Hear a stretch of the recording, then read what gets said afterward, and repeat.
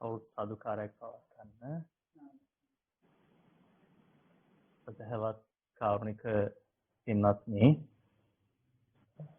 Sydney කාලින්ෆර්ඩ් අමාවතුර බෞද්ධ මධ්‍යස්ථානයේ මෙවර 2020 වසරේ වස්සාන සමය නිමිති කරගෙන පවත්වනු ලබන ධර්මදේශනා මාලාවේ අදත් ඉතා වටිනා ධර්මානුශාසනාවක් සිදු කිරීමටයි බලාපොරොත්තු වන්නේ. අද මේ උතුම් වූ දේශනාවෙහි දේශකයන්න් වහන්සේ ලබනෝරුව කන්දාරාණ්‍ය සේනාසනේ විහාරවාසී අති ගෞරවනීය ගරු කටයුතු පළුගැස්සව සද්ධාතිස්ස ස්වාමින් වහන්සේ අද දේශනාව සිදු කරනු ලබනවා. උන්වහන්සේව අපේ අමාවතුර බෞද්ධ මධ්‍යස්ථානයේ ස්වාමින් වහන්සේලා අපේ පින්වත් දායක පිරිස බොහෝමත්ම ගෞරවයෙන් උන්වහන්සේව පිළිගනු ලබනවා. කවුරුත් සාදුකාරයක් පවත්වන්න. අද පින්කමේ දායකත්වයන් බාරගෙන කටයුතු කරනවා පිරිස බලාපොරොත්තු වෙනවා. කනිෂ්ක සනීතා සහ දූ දරුවන්, රංජිතා හිරාන් සහ දූ දරුවන්, මාධවී ධම්මික සහ දූ දරුවන් සියලු දෙනා විසින් මේ පින්කමේ දායකත්වයේ බාරගෙන කටයුතු කරමි. මේ පින්වත් හැම දෙනාටම සෙත් ප්‍රාර්ථනා කරන්නට, ආශිර්වාදේ ප්‍රාර්ථනා කරන්නට, සොජීවත් වාසය කරන ආදරණීය දෙමෝපියන් උපාලි තේනුවර මහත්මයාට දැන් රෝගාතුරව සිටින ඇතුළු පින්වත් සියලුම දෙනාටම සෙත් පතන්නට, අභාවයට පත්වනු ආදරණීය දෙමෝපියන් ඇතුළු මියගිය සියලු ඥාතීන්ට පින් අනුමෝදන් කිරීමට, දූ දරුවෝ ඇතුළු පවුලේ හැම දෙනාටම අධ්‍යාපනයේ කටයුතු, තමන්ගේ රැකී ආරක්ෂා කටයුතු සාර්ථක කර ගැනීමට, ඒ වගේම අවසන ධර්මාභෝධය පිණිසම මේ උතුම් ධර්ම දේශනාමය කුසල ශක්තිය හේතු වාසනා වේවා කියන අදහසිනුයි සිද්ධ කරන්නේ. ඒ හැම දිනාගේම පින්වත් සියලු දිනාගේම අරමුණු බලාපොරොත්තු සාක්ෂාත් වේවා කියමින් මෙතෙන් සිට අපේ කරු කටයුතු ස්වාමින් වහන්සේට අපි ආරාධනා කරන බොහෝමත් ගෞරවයෙන් දේශනාව සිදු කරන හැටියට සාදු සාදු සාදු.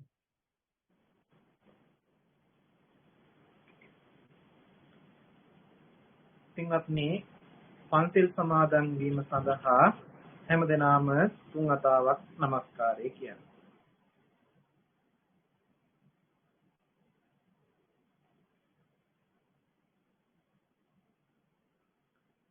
බුද්ධං සරණං ගච්ඡාමි, ධම්මං සරණං ගච්ඡාමි, සංඝං සරණං ගච්ඡාමි, ဒ ුතියම්පි බුද්ධං සරණං ගච්ඡාමි,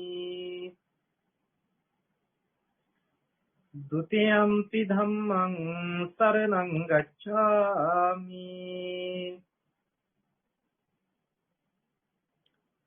ဒ ුතියම්පි සංඝං සරණං ගච්ඡාමි, තතියම්පි බුද්ධං සරණං ගච්ඡාමි,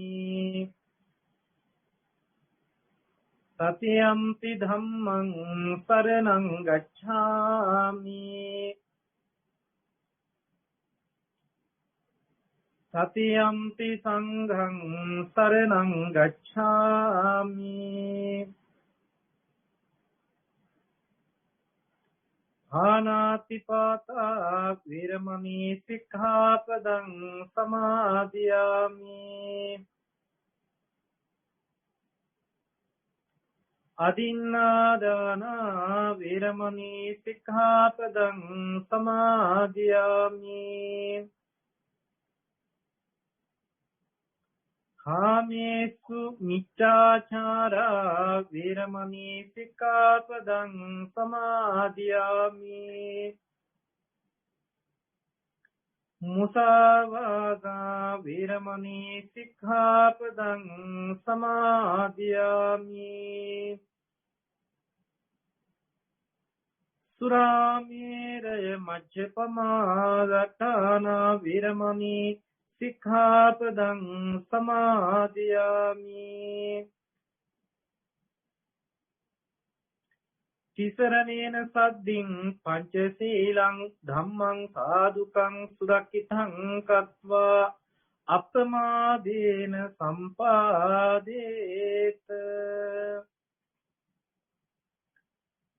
නමෝ තස් භගවතු අරහතෝ සම්මා සම්බුද්දස්ස නමෝ තස් භගවතු අරහතෝ සම්මා සම්බුද්දස්ස නමෝ තස් භගවතු අරහතෝ සම්මා සම්බුද්දස්ස තත්ත කතමං දුක්ඛ නිරෝධ ගාමිනී පටිපදාය අරිය සච්ඡං අයමේව අරියෝ අට්ඨංගිකෝ මග්ගෝ සේයති දං සම්මා දිට්ඨි සම්මා සංකප්පෝ සම්මා වාචා සම්මා කම්මන්තෝ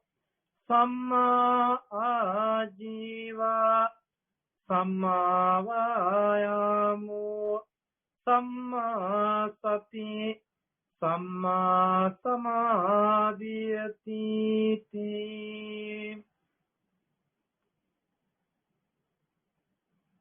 ඕස්ට්‍රේලියාවේ සිඩ්නි නුවර අමාවතුර බෞද්ධ භාවනා මධ්‍යස්ථානයේ මගින් 2020 වර්ෂයේ වස්තුම් මාසයේ තුල සංවිධානය කරනු ලබන ධර්මදේශනා මාලාවේ 11 වන ධර්මදේශනාව සඳහා අපට ආරාධනා කරන්නට යෙදුණා.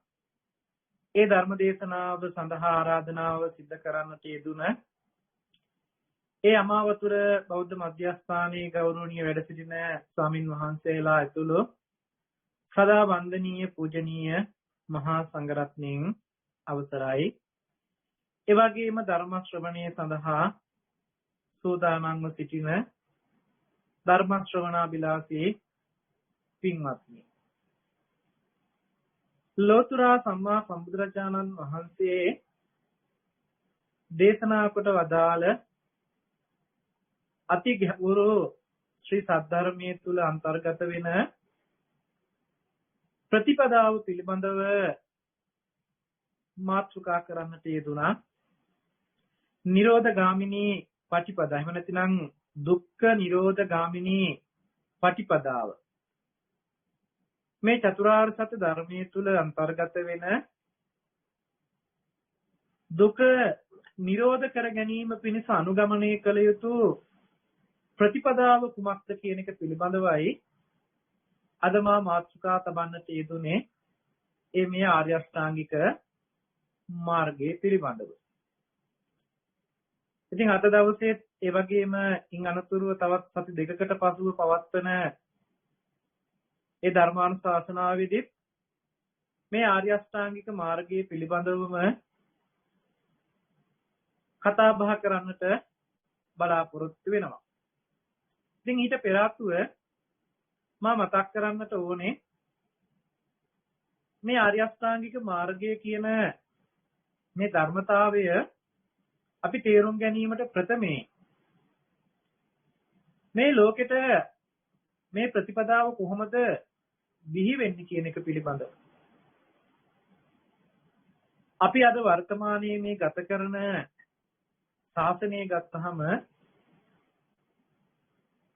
ගෞතම සම්මා සම්බුදුරජාණන් වහන්සේ පහළ වුණ යුගය එහෙම නැතිනම් ඒ ශාසනයයි අපි කවුරුත් ගත කරන මේ යුගය. සාරා සංකේය කල්ප ලක්ෂයක් සමතිස් පාරමිතා ධර්මයන් පූර්ණේ කරලා අනේක විද දුක්ඛ හැටයන් වලට පත් වෙලා තුන් ලෝක වාසී සියලුම සත්වයාට මගඵල නිවන් අවබෝධ කර ගැනීම පිණිස දේශනා කරන්නට යෙදුන ධර්මයේ ප්‍රතිපදා කොටසයි මේ ආර්ය අෂ්ටාංගික මාර්ගය කියලා කියන්නේ. එතකොට අද අපිට මේ ධර්මයේ බොහොම පහසුවෙන් බොහොම සරලව අපේ ජීවිතයට බොහොම සමීපව හම්බ වුණාට මේ උතුම් දර්ශනයේ උතුම් ප්‍රතිපදාව අවබෝධ කර ගැනීම පිණිස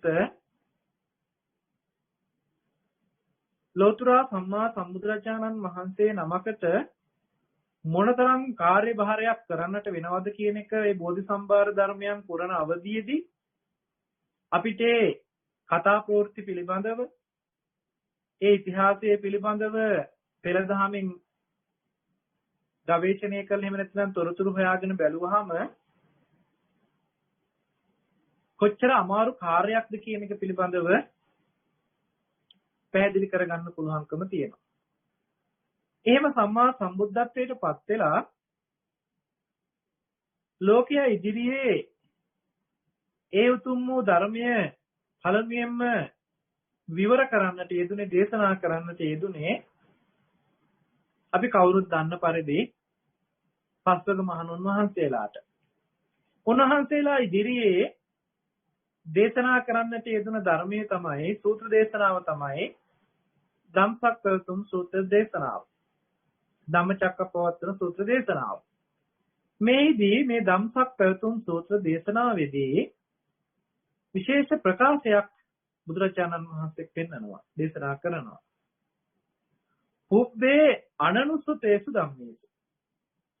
පෙර නොඇසූ විරූ ධර්මයක්මයි මේ දේශනා කරන්න කියලා. කලින් අහලා දැනගෙන තිබුණ කාරණාවක්මයි මේ කතා කරන්න කියලා නෙමෙයි බුදුරජාණන් වහන්සේ දේශනා කළේ. පෙර නොඇසූ විරෝධයක්මයි.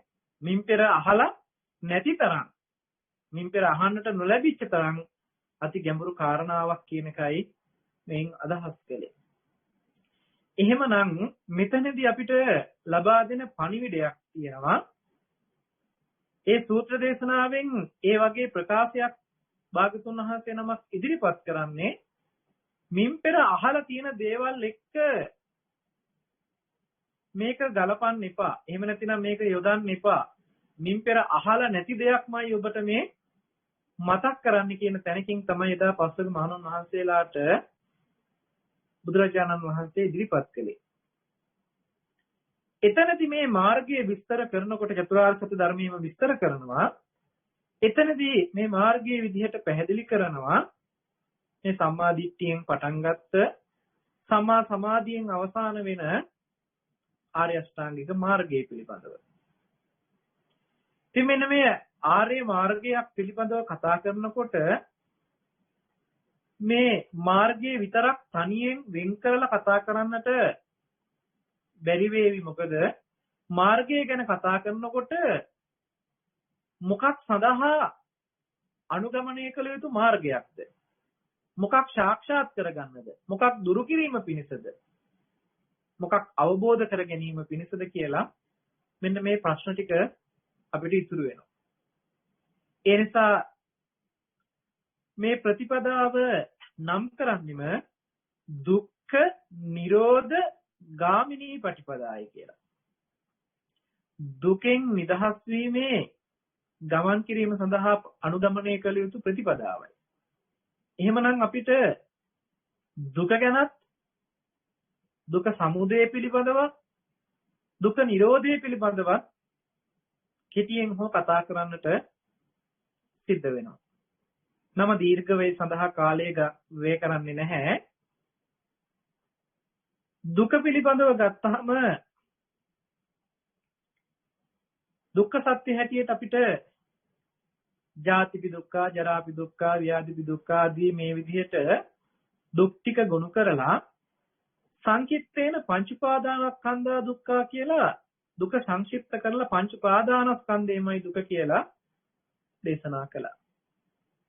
මේ දුකට හේතුව හැටියට සමුදය සත්‍යදී දේශනා කරනවා තණ්හාවයි මේ දුක ඇති වෙන්න හේතුව කියලා.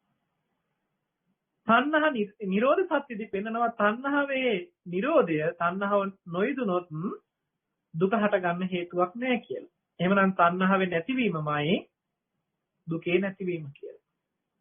අපිට එතකොට එන්න ප්‍රශ්නෙත් හම්බ වෙනවා උත්තරෙත් හම්බ වෙනවා. දුක තමයි අපේ තියෙන ප්‍රශ්නය. දුක ඇති වෙන්න හේතුව තමයි තණ්හාව. තණ්හාව නැතිකොලොත් දුක නැති වෙනවා කියලා අපිට ඔන්න දුකේ නැතිවීම ගැන පණිවිඩයකුත් හම්බ වෙනවා. හැබැයි එහෙමනම් දැන් ඔන්න තණ්හා නොකර හිටියොත් ප්‍රශ්නේ විසඳ ගන්න පුළුවන් නේද කියලා අපි කවුරුත් තණ්හා නොකර ඉන්න හදනවා.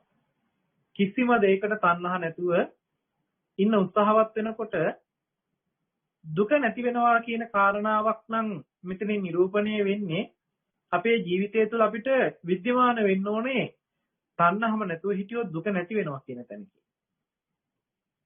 හැබැයි එතනින් අංග සම්පූර්ණ නැහැ මේ ක්‍රමවේදය. ඒ නිසා තමයි බුදුරජාණන් වහන්සේ ප්‍රතිපදාවක් එහෙම නැතිනම් මාර්ගයක් දේශනා කරන්නේ. මොකද තණ්හාව නැති කළොත් දුක නැති වෙනවා කියලා උත්තරේ සැපෙව්වට තණ්හාව නැති කරන්නේ කොහොමද? තණ්හාව නැති වෙන්න ඕනේ කොහොමද? කියන කාරණාවක් අපේ ජීවිතයට විද්‍යමාන වෙන්නේ නැහැ අපි තණ්හාව නැති කරන්න හැදුවට. තණ්හාව ඇති උනේ කොහොමද කියලාවත් හඳුනා ගන්න බැරි වෙයි. ඒ නිසා තමයි ප්‍රතිපදාව හැටියට මේ ආර්ය අෂ්ටාංගික මාර්ගය පනවන්නේ.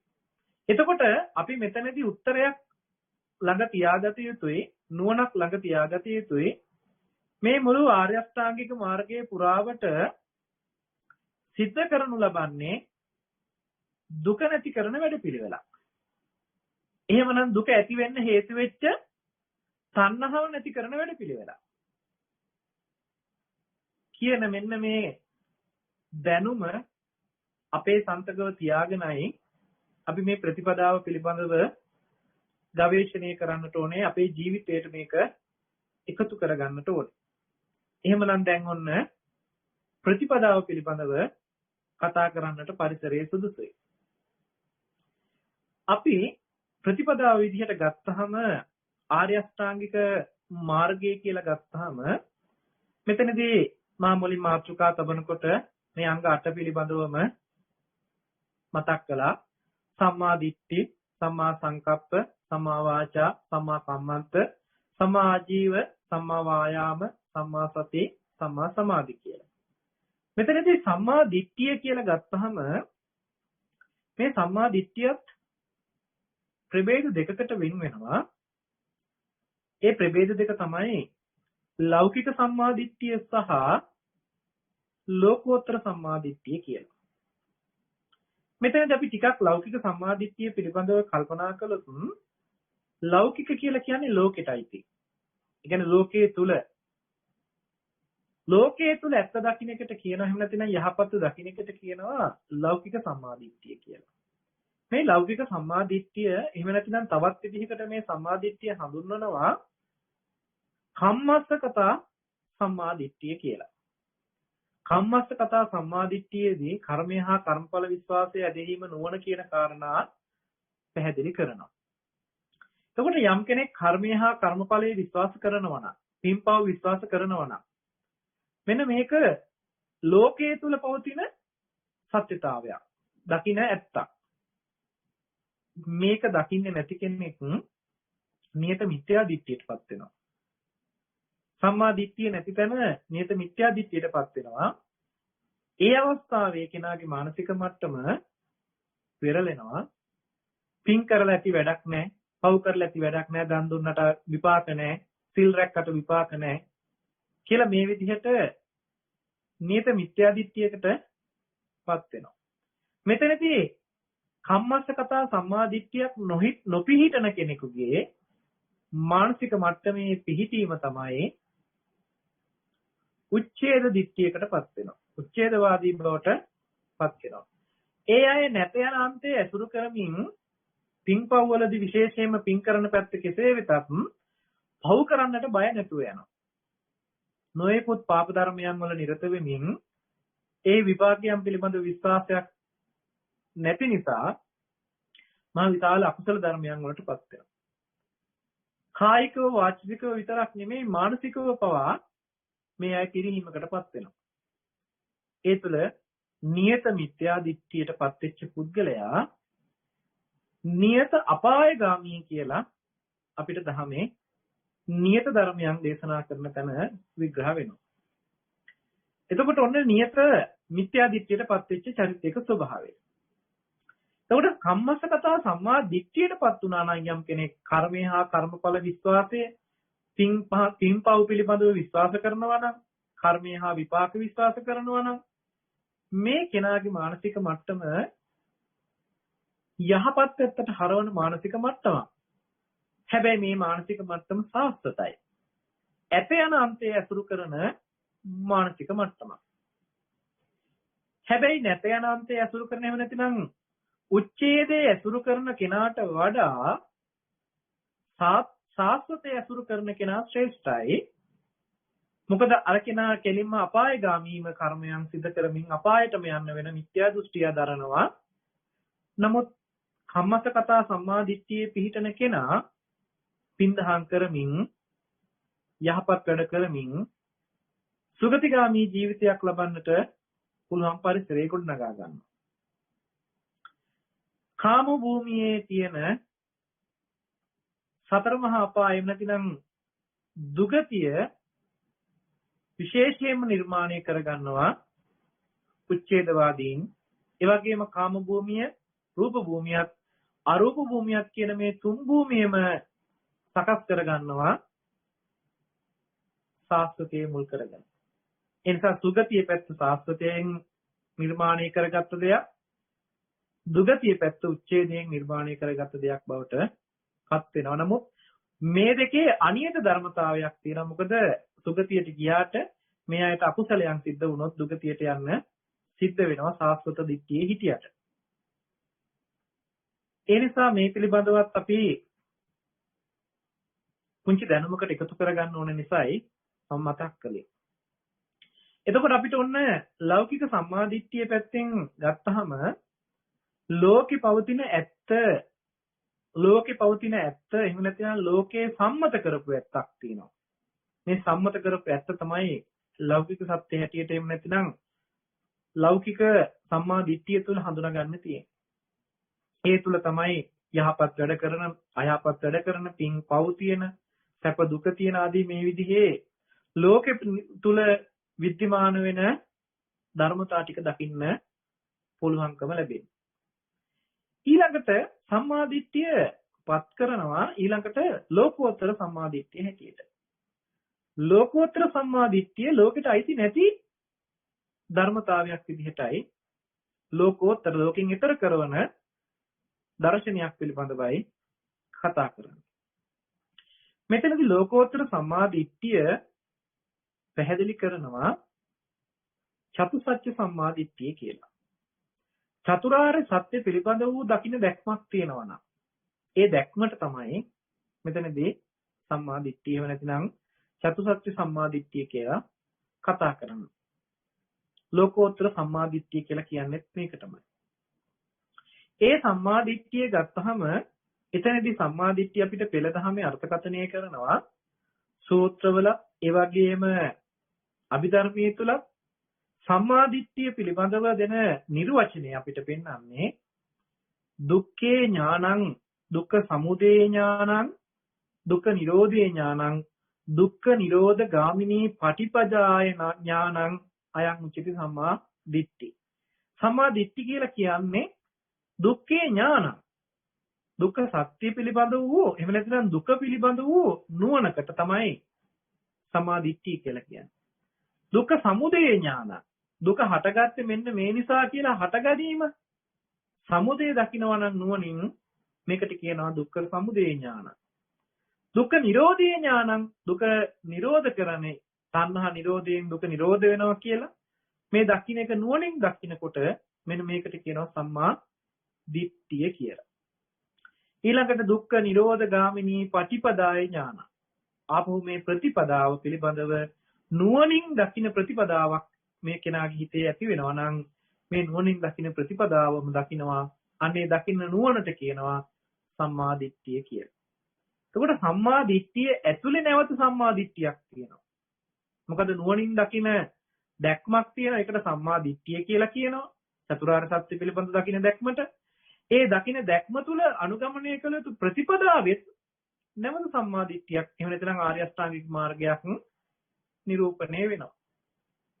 මෙන්න මේ කාරණාව හොඳට අපි පැහැදිලි කරගන්න ඕනේ, තේරුම් ගන්නට ඕනේ. දර්ශනීය තුලින් අහලා දැනගන්න නුවණක් අපේ ජීවිතයට එකතු වෙනකොට මේ සම්මා දිට්ඨියෙන් දකින දැක්මක් නුවණක් කියලා පෙන්වන්න පුළුවන්. ඒ දකින දැක්ම නුවණ අපේ ජීවිතයේ සාක්ෂියට තියාගෙන අපි අනුගමනය කළ යුතු ප්‍රතිපදාවක් තියෙනවා. ඒ ප්‍රතිපදාව සීල සමාධි ප්‍රඥා කියලා පෙන්වනවා. සීල සමාධි ප්‍රඥා කියලා පෙන්වනකොට නැවත අපිට වඩන්න වෙන්නේ සීලය සමාධි ප්‍රඥා. හැබැයි මොකෙන්ද? නුවණින් යුක්තව. නුවණින් යුක්තව සීල සමාධි ප්‍රඥා වඩනකොට නැවතත් මේ වඩලා තියෙන්නේ ආර්ය අෂ්ටාංගික මාර්ගයේම තමයි.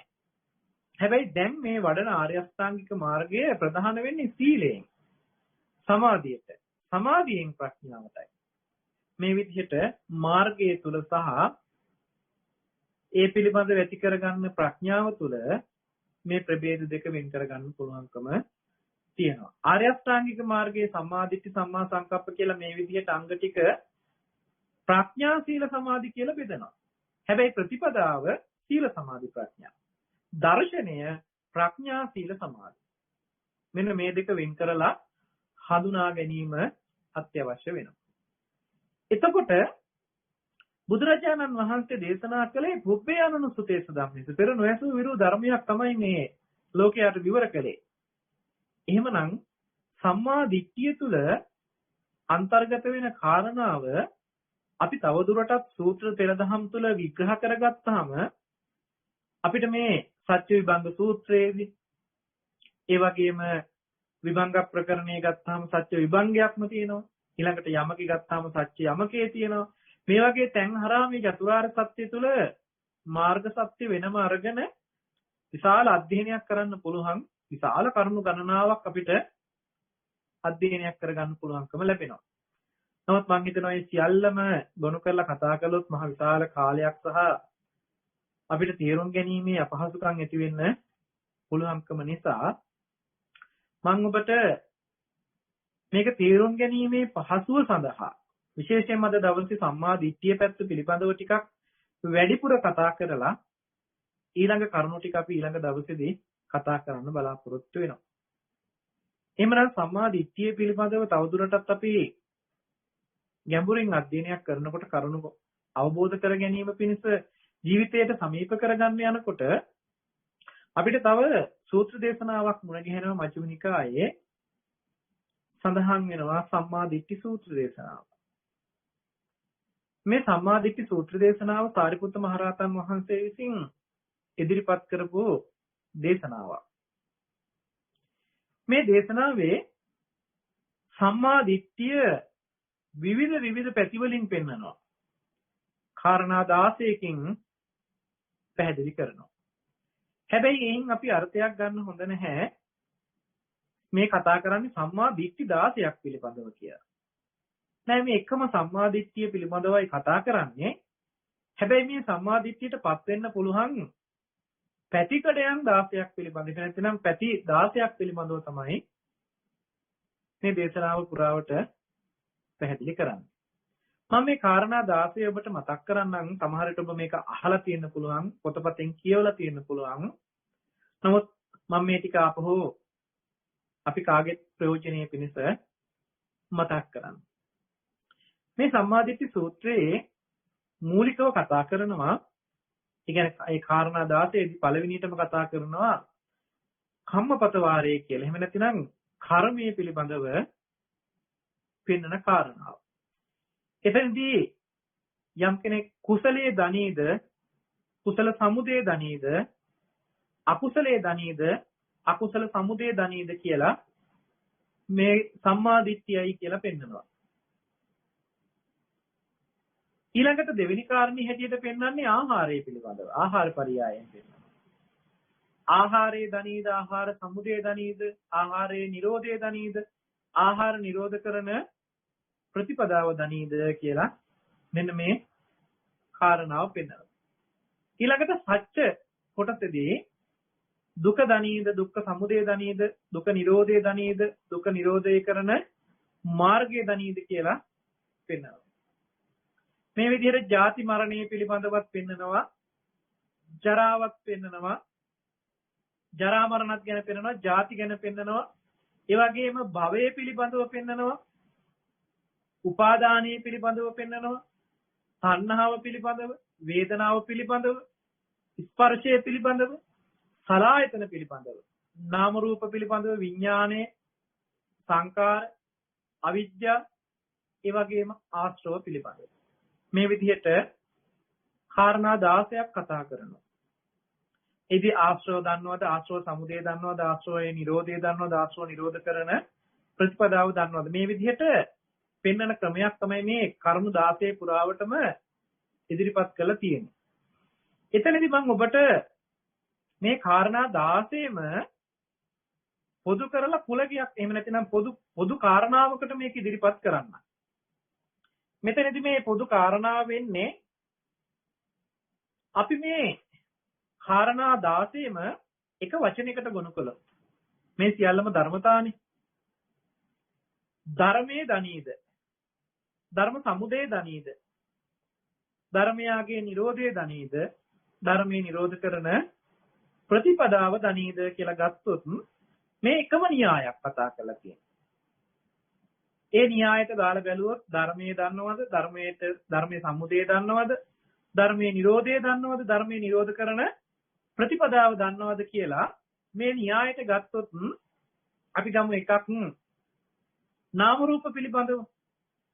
ධර්මයේ දනීද කියනකොට නාම රූප දනීද, ධර්මයේ සමුදය දනීද කියපුවම නාම රූපයාගේ සමුදය දනීද, ධර්මයාගේ නිරෝධය දනීද කියපුවම නාම රූපයාගේ නිරෝධය දනීද, ධර්මයා නිරෝධ කරන ප්‍රතිපදාව දනීද කියලා කිව්වහම නාම රූප නිරෝධ කරන ප්‍රතිපදාව දනීද කියලා මෙන්න මේ න්‍යාය තමයි මේ 16 කාරණා 16 පුරාවටම කතා කරන්නේ. අතනදී අපි දුක්ඛය පිළිබඳව ගත්තා. දුක්ඛය දනීද, දුක්ඛ සමුදය දනීද, දුක්ඛ නිරෝධය දනීද, දුක්ඛ නිරෝධ කරන ප්‍රතිපදාව දනීද කියලා මේ න්‍යායමයි කතා කරලා තියෙන්නේ. එතකොට එකම න්‍යායක්. එහෙම නැත්නම් එකම කාරණයකට තමයි මේ ධර්මතා ටික බහාලලා ඉදිරිපත් කරලා තියෙන්නේ. ඒ නිසයි සම්මාදිට්ඨි 16ක් නොවි එකම සම්මාදිට්ඨියක් වෙන්නේ මේ ධර්මතා 16 පිළිබඳවම හොයලා බලපුවාම. ඒ නිසා සම්මාදිට්ඨි 16ක් පෙන්නලා නැහැ. පෙන්නලා තියෙන එකම එක සම්මාදිට්ඨිය. හැබැයි සම්මාදිට්ඨිය තුල මෙන්න මේ වගේ කාරණා 16කින් පැතිරෙන්න පුළුවන්, බෙදලා යන්න පුළුවන් ආකාර ධර්මතා ටික පිළිබඳවයි මේ 16 ආකාරයකින් කතා කරන්නේ. එහෙමනම් ඔන්න දැන් දුක්ඛේ ඥානං, දුක්ඛ සමුදය ඥානං, දුක්ඛ නිරෝධේ ඥානං, දුක්ඛ නිරෝධ ගාමිනී පටිපදාය ඥානං කියලා ගත්තාම දුක්ඛ පිළිබඳව, දුක්ඛ සමුදය පිළිබඳව, දුක්ඛේ නිරෝධය පිළිබඳව, දුක්ඛ නිරෝධ කරන ප්‍රතිපදාව පිළිබඳවත් කියලා මෙන්න මේ ආකාර 4ක් ධර්ම න්‍යායන් 4ක් එකට දකින්න කාරණාව තමයි සම්මාදිට්ඨිය කියලා මතක් කරන්නේ. එහෙමනම් ඒ න්‍යායම තමයි මේ කතා කරන කාරණා 16ම අන්තර්ගතයේ විදිහට අපිට ගත්තොත් එකම අර්ථයක්, එකම අන්තර්ගතයක් තමයි මේ 16 කුලෙම එහෙම නැත්නම් කාරණා 16ම දකින්න පුළුවන්කම තියෙනවා. ඉතින් ඒ නිසා මම ඒක මතක් කළේ නැතිනම් කෙනෙකුට හිතෙන්න පුළුවන් මේ සම්මාදිට්ඨි 16ක් ගැනද, එහෙම නැතිනම් සම්මාදිට්ඨියේ ආකාර 16ක් ගැනද, එහෙම නැතිනම් සම්මාදිට්ඨියේ මේ කාරණා වලින් 16 ආකාරයක සම්මාදිට්ඨියක් උපදිනවද කියලා නොයෙකුත් අදහස් එන්න පුළුවන් නිසා ඒ වැරදි අර්ථයකට නොයන්නත් මේ තුල අන්තර්ගත වෙන හැබෑම අර්ථය පෙන්වන්නත් තමයි මාය ටික මතක් කළේ. දැන් අපි සම්මාදිට්ඨියට අපේ ජීවිතය තුළින් අපි කටයුතු කරන්නේ කොහොමද කියන එකත් ඒ වගේම මේ සම්මාදිට්ඨිය පිරෙන්නේ කොහොමද කියන එකත් පිළිබඳව තවදුරටත් අධ්‍යයනය කළ යුතුයි, කරුණු විමසා ගත යුතුයි. සම්මා දිට්ඨිය කියලා ගත්තහම එතකොට ඔන්න අපිට උත්තරයක් හම්බ වුණා. ලෞකික සම්මා දිට්ඨිය සහ ලෝකෝත්තර සම්මා දිට්ඨිය කියලා සම්මා දිට්ඨියේ අවස්ථා දෙකක් තියෙනවා. මේ ලෞකික සම්මා දිට්ඨිය කියන තැන අපි අපේ ජීවිතයෙන් දකින්න අපි අමුතුවෙන් පුරුදු වෙන්නට අවශ්‍ය නැහැ කියලා මම හිතනවා. අපි ස්වභාවයෙන් බෞද්ධ පරිසරයක බෞද්ධ කියන හැඟීමෙන් කටයුතු කරන පිරිසක් නිසා අපි નિરાයාසයෙන්ම කර්මය හා කර්මඵල විශ්වාසය පිළිබඳව හැඟීමක් තියෙන පිරිසක්.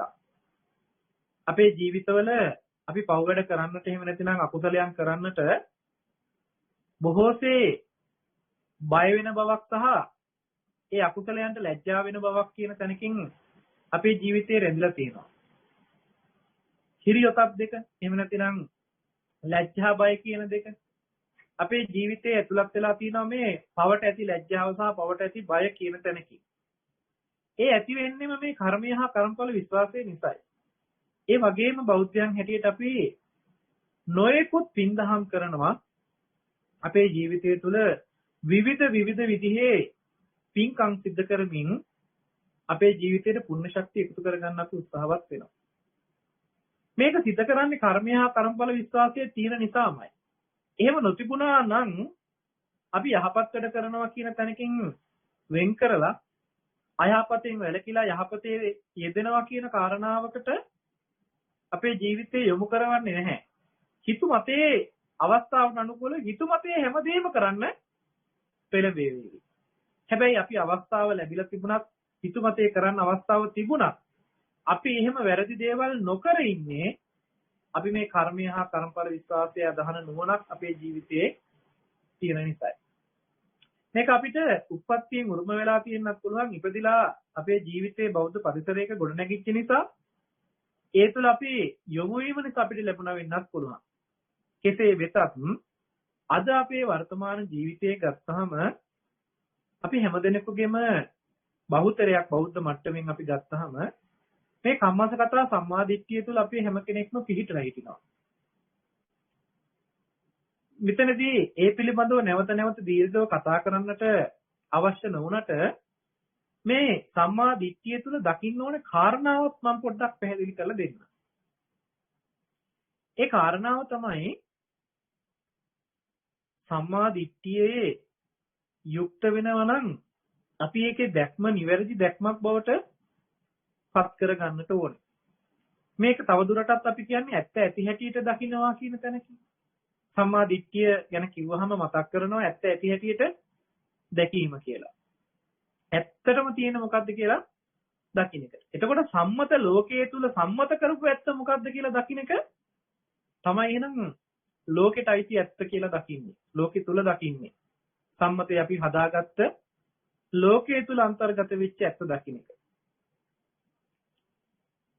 ඒ වගේම තමයි ලෝකෙන් ඈතර වෙන්න නම් ලෝකයේ තුල තියෙන ඇත්ත දකින්න කෙනෙකුට පමණමයි ඒ ලෝකෙන් ඈතර වෙන්න පුළුවන්කම තියෙන්නේ. ලෝකයේ තුල අන්තර්ගත වෙච්ච එහෙම නැත්නම් ලෝකයේ තුල තියෙන ඇත්තවත් දකින්නේ නැති කෙනෙක් නම් ලෝකයේ තුල තියෙන ඇත්තවත් දකින්නේ නැති කෙනෙකුට ලෝකයෙන් ඈතර වීමක් කතා කරන්න පුළුවන්කමක් ලැබෙන්නේ නැහැ. මොකද ලෝකේ ඉන්න තැන දකින්න නැත්නම් එතනින් අයින් වෙන්න ඕන කියලා දකින්න කෙනෙක් පහළ වෙන්න හේතුවක් නැහැ. ඒ නිසා අපි අද ඉන්න තැන අපි හොඳටම අඳුනා ගන්න ඕනේ අපේ තියෙන ස්වභාවය කොහොමද කියලා. අපි හැම කෙනෙකුටම අද සසර ගමනේදී එකතු වෙච්ච ආශ්‍රව අනුසයන්ගෙන් යුක්ත වුණ අපේ මානසික මට්ටම කිනාගේ හැටියට හදාගත්ත ලෝක තුල ඒ ලෝකේ ඇත්ත කරගෙන ඒ ලෝකෙ තුල ජීවත් වෙනවා. ඒක ඇත්ත වෙලා. ඒ ඇත්ත තුල අපි හොඳ දේවල් නරක දේවල් කරමින් එහෙම නැත්නම් හරි සහ වැරදි කරමින් එහෙම නැත්නම් පින්පව් කරමින් අපේ ජීවිතේ ගෙවාගෙන යනවා. ඒ තුල ජීවත් වෙනකොට නිවැරදි පැත්තට යොමු කිරීමක් තමයි මෙන්න මේ කම්මස්සගත සම්මාදිට්ඨිය හරහා ඉදිරිපත් කළා තියෙන්නේ. එහෙම ජීවත් වෙන අපේ ජීවිතය මේ යථාර්ථය තේරුම් ගන්න නම් යථාර්ථය කියලා කියන්නේ ඇත්තටම පවතින ඇත්ත. ලෝකයේ තුල පවතින හැබෑවටම පවතින ඇත්ත. අපි විසින් පනවගත් ඇත්ත නෙමෙයි. අපි විසින් දාගත් ඇත්ත නෙමෙයි. ලෝකයේ තුල පවතින යථාර්ථ වූ ඇත්ත දකින්න නම් මෙන්න මේ චතුරාර්ය සත්‍ය දර්ශනයත් එක්කම දකින්නට ඕනේ. චතුරාර්ය සත්‍ය දර්ශනයකින් තමයි ලෝකේ පවතින යථාර්ථ ඇත්ත ලෝකයට විවර කරලා පෙන්නන්නේ.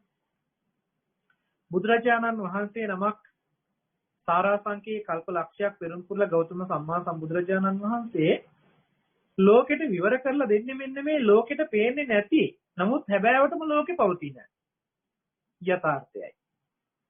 ඒකයි මතක් කරන්නේ පුබ්බේ අනනුස්සතේසු ධම්මස. පෙර නොයසෝ විරු දෙයක් මේ කියලා දෙන්නේ. කලින් දැකපු අහපු දෙයක් නෙමෙයි මේ කියන්නේ. කලින් අහන්න දකින්න නොලැබිච්ච සිද්ධියක් මේ ඉදිරිපත් කරන්නේ කියලයි මේ චතුරාර්ය සත්‍ය දර්ශනය ඉදිරිපත් කරන්නේ. එතකොට මේ ලෝකෝත්තර සම්මා දිට්ඨිය කොයි වගේ එකක් විය යුතුද කියලා අපේ ජීවිතේට අරගෙන බලුවහම ලෝකේ පවතින හැබෑම යථාර්ථය ඉදිරිපත් කරලා තියෙනවා මේ සම්මා දිට්ඨිය තුළ. අපි බලමු ලෝකේ හැබෑවටම පවතින යථාර්ථය මොකක්ද කියලා. ලෝකේ හැබෑවටම පවතින යථාර්ථය තමයි පරමාර්ථ ධර්ම කියලා බුදුරජාණන් වහන්සේ පෙන්වන්නේ දේශනා කළේ. සංකත ලෝකයේ තුල පවතින පරමාර්ථය. පරමාර්ථය කියලා කියන්නේ එයින් එහා ආයෙ තවත් අර්ථයක් පෙන්වන්න බෑ.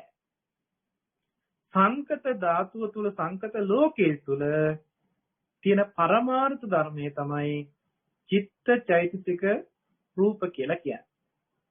තවත් පරමාර්ථ ධර්මයක් තියෙනවා නිවන කියලා. හැබැයි මේක සංකත ධර්මයක් නෙමෙයි. මේක අසංකත ධර්මයක්. අසංකත ලෝකෙට එහෙම නැත්නම් අසංකත ධාතුවේ තමයි නිවන කියලා පනවලා තියෙන්නේ. එහෙමනම් සංකත ධාතුව එහෙම නැත්නම් සංස්කාර ලෝකයේ තුල ගත්තහම චිත්තචෛතසික රූප කියලා ධර්මතා තුනක් තමයි පරමාර්ථ වශයෙන් ඉතුරු වෙන්නේ. එහෙමනම් අපි ජීවත් වෙන මුළු ජීවිතේම ගත්තාම ලෝකයක් හදාගෙන ඒ තියෙන ලෝකයේ තුල ජීවත් වෙන සමස්ත ජීවිතේම ගත්තාම අවසානයේ අපිට උත්තර තුනයි හම්බ වෙන්නේ. ගැඹුරින් හොයාගෙන විමසගෙන ගියාම අවසානයේ අපිට උත්තර තුනක් හම්බ වෙන්න ඕනේ. මේ උත්තර තුනෙන් එකකට අනිවාර්යයෙන්ම අපේ ජීවිතේ ඕනෑම සිද්ධියක් බහලන්න පුළුවන්කම තියෙනවා. මෙන්න මේ එක්ක චිත්තයක් එක්ක චෛතසිකයක්. එහෙම නැතිනම් රූපයක්. එහෙම නැතිනම් චිත්ත චෛතසික රූප කියන මේ තුන් දෙනාගේ එකතුවක්. මේවා වෙන වෙනම වෙන්නත් පුළුවන්. මේවා එකට එකතු වෙලා තුන් දෙනාගේ මිශ්‍රණයක් විදිහට දකින්නත් පුළුවන්කම තියෙනවා. නමුත් කෙසේ වෙතත් ලෝකයේ තුල අන්තර්ගත වෙන හැබෑවටම පවතින යථාර්ථය තමයි පරමාර්ථ ධර්ම හැටියට පෙන්වලා දෙන්නේ. මෙන්න මේ පරමාර්ථ ධර්මයන් දකින්නට නම් මේ පරමාර්ථ ධර්මයන් පිළිබඳ වූ ස්වභාවය හඳුනා ගන්නට නම් සම්මා දිට්ඨියටපත් වීම සිද්ධ විය යුතුයි.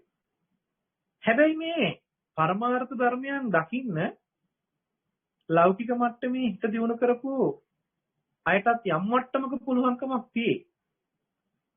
නමුත් චතුරාර්ය සත්‍ය දර්ශනය තුල පමණමයි මේ දකින දැක්ම තුල පමණමයි මේ නැවත භවයක් බවට ඉතුරු නොවෙන්නේ. කාම භවයේ හෝ රූප භවයේ හෝ අරූප භවයේ කියන තුන් භවයෙන්ම මුදවන්නේ මේ චතුරාර්ය සත්‍ය දර්ශනයේ ඒ නුවණින්. චතුරාර්ය සත්‍ය දර්ශනීය පිළිබඳ වූ නුවණට තමයි සම්මාදිට්ඨිය කියලා කතා කරන්නේ. චතුසත්‍ය සම්මාදිට්ඨිය කියලා කියන්නේ නිසයි. ඒකයි දුක්ඛේ ඥානං, දුක්ඛ සමුදය ඥානං, දුක්ඛ නිරෝධේ ඥානං, දුක්ඛ නිරෝධ ගාමිනී පටිපදාය ඥානං කියලා මේක නම් කරන්නේ. නුවණක් නේ. සම්මාදිට්ඨිය කියලා කියන්නේ හැබෑවටම ප්‍රඥාවක්. එහෙම නැත්නම් හැබෑවටම නුවණක්. එහෙමනම් මේ නුවණින් දකින දැක්මක් තමයි මේ සම්මාදිට්ඨියෙන් කතා කරලා තියෙන්නේ. එතකොට අපි මේක තවදුරටත් අපිට තේරෙන විදිහට සරල කරගත්තොත් අපේ ජීවිතයට සමීප කරගත්තොත් අපි අද අපේ ජීවිතය කටයුතු කරන්නේ කොහොමද කියන එක පිළිබඳව මම මේ සම්මාදිට්ඨි සූත්‍ර දේශනාවේ කතා කරන එක ක්‍රමවේදයක් අරගෙන අපි විමසලා බලමු. එතනදී මම කැමති සලායතන පිළිබඳ වූ කාරණාවට යොමු වෙන්න. මෙතනදී සාරිපුත්ත මහරහතන් වහන්සේ මතක් කරනවා දේශනා කරනවා සලායතන දනීද සලායතන සමුදය දනීද සලායතනයාගේ නිරෝධය දනීද සලායතන නිරෝධ කරන ප්‍රතිපදාව දනීද කියලා. එතකොට යම් කෙනෙක් සලායතන දනීද කියලා කිව්වහම මේ ආයතන ටික දැන ගැනීම අනිවාර්යයෙන්ම නුවණකින් දැනගත යුතුමයි. සලායතන කියලා කියන්නේ මොනවද කියලා අහුවොත් අපි ඕනම කෙනෙක් අද කියයි. අපි හැම කෙනෙක්ම සලායතන දන්නවා. සලායතන කියලා කියන්නේ මොනවද කියලා අහුවහම ඇහැ, කන, නහය, දිව, ශරීරය, මනස, එහෙම නැත්නම් චක්කු, සෝත, ගාන, ජීව, කාය, මන කියලා පාලියෙනුත් අපි මේ වචන ටික දන්නවා. සිංහලෙනුත් අපි මේ වචන ටික දන්නවා. දැන් ඇහැ, කන, නහය, දිව, ශරීරය, මනස කියන මේ හයටයි සලායතන කියන්නේ කියලා උත්තරයක් දුන්නාම සලායතනේ දන්නවා කියන නුවණ තියනවද කියලා බලන්නට ඕනේ. ඔව් අපි දන්නවා කියලා අපිට සමහරවිට උත්තරයක් හම්බ වෙයි. අපි මේක ටිකක් විමසන්න ඕනේ. මේක ඇත්තටම අපේ නුවණකට ගන්න පුළුවන් මට්ටමට මේක තොරතුර විමසන්න ඕනේ. අපි අහුවොත් සලායතන කියලා කිව්වහම නැවතත් ඇහැ, කන, නහය, දිව, ශරීරය සහ මනස කියලා ගත්තාම මේන් ඇහැ කෝ කියලා ඇහුවොත් ටග්ගා ඇඟිල්ල දික් කරන මේ තියෙන්නේ ඇහැ කියලා මස් ඇහැ පෙන්නනවා.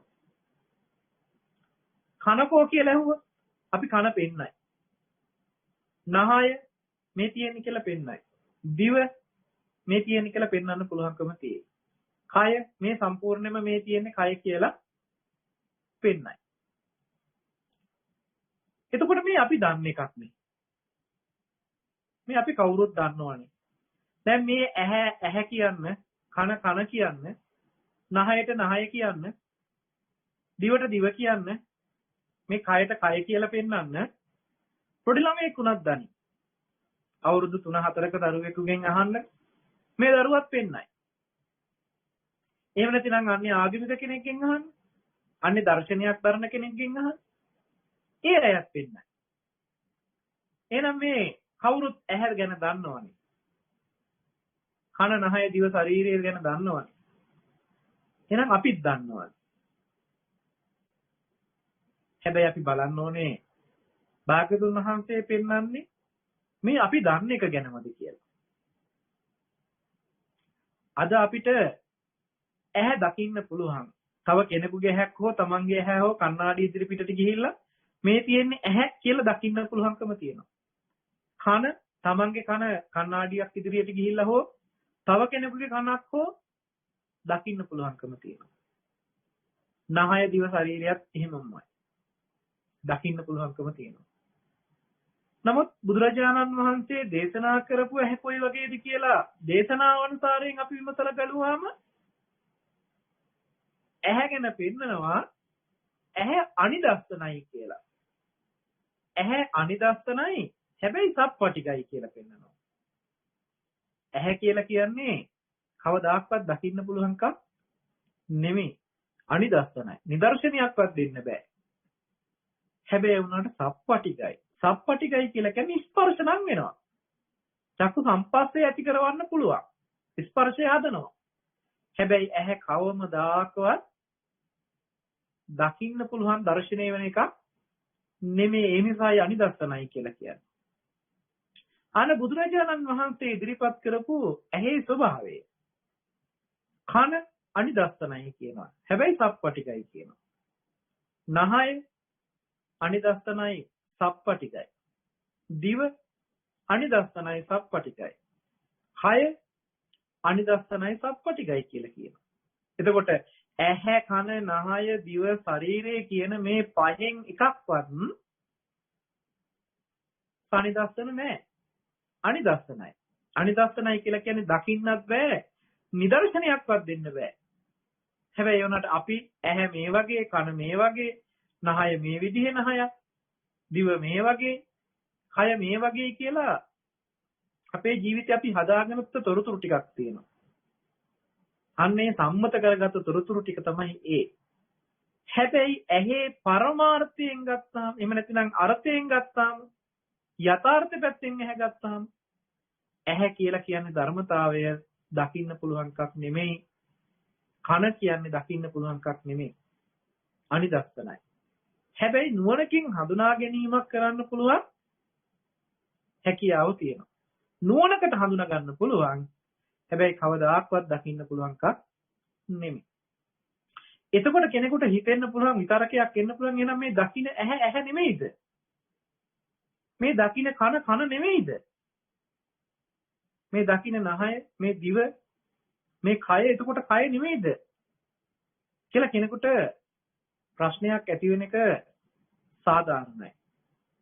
මොකද අපේ ජීවිතයේ අපිට මේ ඇහැ, කන, නහය, දිව, ශරීරය අපිට ඇත්තම වෙලා මේ තියෙන දේවල්ම වෙලා. මම ඔබට මේක පුංචි පරීක්ෂණයක් කරන්න කාරණයක් මතක් කරන්නම් මේ වෙලාවේදීම. අපි හිතමුකෝ දිවට දැනගන්න පුළුවන්කම තියෙන මොනවද? දිවට දැනගන්න පුළුවන්කම තියෙන රසය. රස දැනෙන්නේ දිවට විතරමයි. වෙන ඉන්ද්‍රියන් එකකටවත් රස දැනෙන්නේ නැහැ. රසය කියන එක ගෝචර වෙන්නේ දිවට පමණයි. දිවේ ස්පර්ශ වුණොත් යමක් රසය කියන එක දැනගන්න පුළුවන්. ඒකට ජීව විඥානය කියලා කියන රස දැනගන්නේ ජීව විඥානය. රසයක් කියන එක හඳුනා ගැනීමක් වෙනවා. හැබැයි මේ දිවට ඔබ ඇල්පෙනිසි තුඩකින් අනින්න බලන්න. දිවට ඇල්පෙනිසි තුඩකින් ඇන්නහම අපි දිවයි කියලා මේ පේන එහෙම නැතිනම් සම්මත කරන මේ රූප ස්වභාවයට ඔබ කොතනකට ඇන්නත් ඔබට රසක් නම් දැනෙන්නේ. ඔබට දැනෙන්නේ ස්පර්ශය වූ වේදනාවක්මයි. ඒ කියන්නේ එහෙමනම් මේ වෙලාවේදී එතන දිව විදිහට නෙමෙයි නියෝජනය කරලා තියෙන්නේ. මේ වෙලාවට කය විදිහටයි නියෝජනය කරලා තියෙන්නේ. ඒතකොට කෝ දිව? අපි දිවයි කියලා සම්මත කරපු එක කෝ දැන් දිවේ කෘත්‍ය කරලා නැහැ. රසක් දැනිලා නැහැ.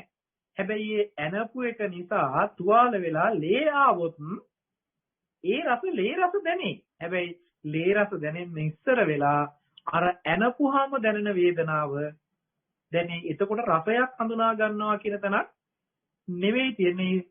පොට්ටබ්බ වේදනාවක් තමයි හඳුනා ගන්න තියෙන්නේ. අපි හිතන්නේ නහය කියලා අපි පෙන්නන මේ නහයට වගේ යම් දෙයකින් එහෙම නැත්නම් ඇල්පෙනෙට් එකකින් ඇන්නොත් අපිට ගඳක් දැනේවි කියලා බලන්න. ගඳක් නෙමෙයි අපිට වේදනාවක් දැනෙන්නේ. පටි කියන්නේ ස්පර්ශය නිසා එන වේදනාවක් දැනෙන්නේ. කාය සංපස්සේ නිසා එන වේදනාවක්. ඒ වෙලාව විතර නියෝජනය කරන්නේ නාසයේ විදිහට නෙමෙයි කය විදිහට. එහෙමනම් මේ කයම තමයි අපි එක එක කොටස් ටිකක් මේක ඇහැ, මේක කන, මේක නහය, මේක දිව, මේක කය කියලා මේ කයේම තියෙන කොටස් ටිකක් වෙන් කරලා දැකපු දැක්මක් තමයි අපේ ජීවිතයේ තිබිලා තියෙන්නේ. දැන් අපි ආයතන දන්නවාද කියලා අහපුවම අපි දන්න මේ ටික මේකට එකතු කරලා උත්තරේ සැපුවොත් උත්තරේ නිවැරදි නැහැ. උත්තරේ දෝෂ සහිතයි. පේනවා කියන කෘත්‍ය સિદ્ધ කරන්න ප්‍රසාද මට්ටමක් තියෙන්න පුළුවන්. හැබැයි මේ ප්‍රසාද මට්ටම තියෙන තැනට අපි ඇඟිල්ල දික් කරොත් මේක තමයි ඇහැ කියලා. සද්දේ අහන්න පුළුවන් විදිහට ප්‍රසාද මට්ටමක් තියෙන්න පුළුවන්. ඒ ප්‍රසාද මට්ටම පිහිටන තැනට අපි මේක කන කියලා ඇඟිල්ල දික් කරලා පෙන්නුවා. අන්න යථාර්ථයේ පැත්තෙන් තියෙන සිද්ධියට උඩින් අපි සම්මතයක් දාගෙන ඇත්ත වහලා සම්මතය ඇත්ත කරගෙන අපි කටයුතු කරනවා. ඒකයි පෙර නොයසු විරෝධයක් කියලා මේ කියන්නේ. මොකද අපි අහලා තියෙන්නේ අපි පුංචි කාලේ නම් ඉගෙන ගන්නේ. අපි දැනගන්නේ. අපි හඳුනගන්නේ අපිට උගන්වපු දේවල් වලින්. අපි ඇහැ කියලා පුංචි කාලේ නම් හඳුනාගත්තේ කොයි ටිකටද? මේ සුදු පාටට කළු පාටට තියෙන ගෝලාකාර වෙච්ච මේ ව්‍යුහයක් තමයි අපි හඳුනගන්නේ. අපි විද්‍යාව විෂය ඉගෙන ගන්නකොට මේකේ හරස්කඩ කපලා පැතිකඩ කපලා මේක ඇතුලේ තියෙන මෙහෙම ටිකක් කියලා මේකේ කොටස් ටික පවා නම් කරන්න පුළුවන් මට්ටමක් අපි ඉගෙනගෙන තියෙනවා. ඒකක්වත් නැහැ කියලා නෙමෙයි මේ කියන්නේ. ඔය එකම කොටසකටවත් නෙමෙයි භාග්‍යතුන් වහන්සේ චක්කායතනෙ කියලා කියන්නේ. ඔය එකම කොටසක්වත් නෙමෙයි චක්කායතනෙ කියන්නේ. ආයතන කෘත්‍ය කරන. එහෙම නැතිනම් පෙනීම කියන සිද්ධිය ක්‍රියාත්මක කරන ක්‍රියාවලියටයි චක්කු කියලා කියන්නේ. චක්කායතනෙ කියලා කියන්නේ. මේ විදිහට අනිත් ආයතන සියල්ලත් ඒ විදිහටම දැනගත යුතුමයි. අපිට පෙනුනනම් පෙනිලා තියෙන්නේ දහමේ පෙන්නන එකම දෙයයි අපිට සනිදස්සන වූ රූපයක් විදිහට පෙන්වන්නේ වර්ණ රූපේ විතරයි. ඒ වර්ණ රූපෙම කොටසක් අපි ඇහැ කියලා නම් කරනවා. ඒ වර්ණ රූපෙම කොටසක් අපි කන, නහය, දිව, කය කියලා නම් කරලා තියෙන්නේ මේ ඇහැට පෙනුන රූපය විතරයි. ඇහැට පේන්නේ වර්ණ රූපයක්. නමුත් වර්ණ රූපේ වර්ණ රූපයක් කියලා හඳුනන්න බැහැ. අපි ඒ පේන රූප සටහනේ හැඩ සටහන් අනුව රාශි වෙච්ච හැඩය අනුව අපි විසින් සම්මත කරගත්ත එක එක නන්දාගත්ත දේවල් ඇත්ත කරගෙන ජීවත් වෙනවා. ඔන්න සලායතනයේ අඳුනා ගන්නවා නම් හැබෑම සලායතනය කියන්නේ මොන වගේ දෙයක්ද කියන එක හඳුනා ගැනීම කළ යුතුයි. අපි දන්න තැනකින් උත්තර සපයන්න බෑ. අපි දන්න තැනකින් මේකට ඇහැ කියන්නේ මෙහෙම එකක් නේ. ඇහි හරස්කඩ මෙහෙමයි. ඇහැ ඇතුලේ මෙන්න මේ අංග ටික තියෙනවා. මේ කෑලි ටික තියෙනවා. කියලා ඒ ටික නම් කළත් අපි හැබෑවටම බුදුදහමේ පෙන්වන ඇහැ හඳුනා ගැනීමක් කරලා චක්ක ආයතනය හඳුනා ගැනීමක් කරලා නැහැ. චක්ක ආයතනය උපදවන්නේ එහෙම නැත්නම් චක්කු ප්‍රසාදයේ පිහිටපු තැනේ තියෙන ව්‍යුහය අපි හඳුනගෙන තියෙයි විද්‍යානුකූලව. හැබැයි ධර්මානුකූලව නෙමෙයි. මොකද ධර්මානුකූලව පෙන්වන ඇහැ කවදාක්වත් දකින්න පුළුවන් සනිදස්සන වෙන එකක් නෙමෙයි. ඒක නුවණින් තේරුම් ගැනීමක් කළ යුතුයි.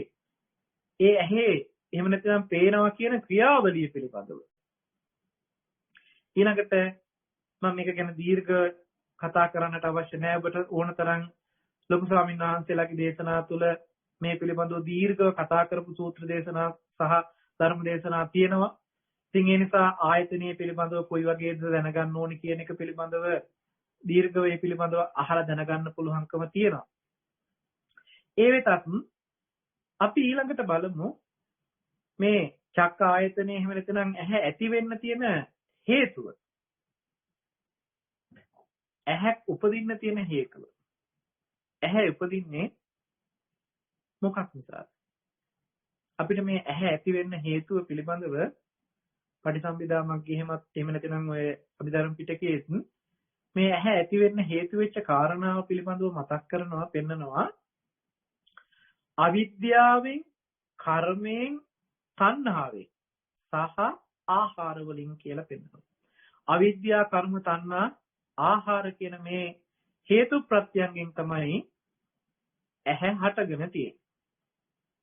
එතකොට මෙතන ඇහැ හටගන්න හේතු වෙච්ච කාරණා තුනක්ම රූපයට සම්බන්ධ නැති කාරණා ටිකක් මේ.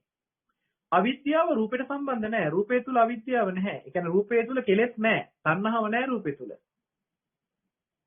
ඒ වගේම රූපය තුල කර්මය සකස් වෙන්නේ නැහැ. අචේතනිකයි රූපය කියන්නේ. අවිඥානිකයි රූපය කියන්නේ. සචේතනික සවිඥානික වූ නාම ධර්ම ටිකේ තමයි අවිද්‍යාව කියන චෛතසිකේ ක්‍රියාත්මක වෙන්නේ. තණ්හාව ක්‍රියාත්මක වෙන්නේ. ඒ වගේම චේතනාන්විත බවකින් සහ තව චෛතසික එකතු වීමෙන් කර්මය සකස් වෙනවා.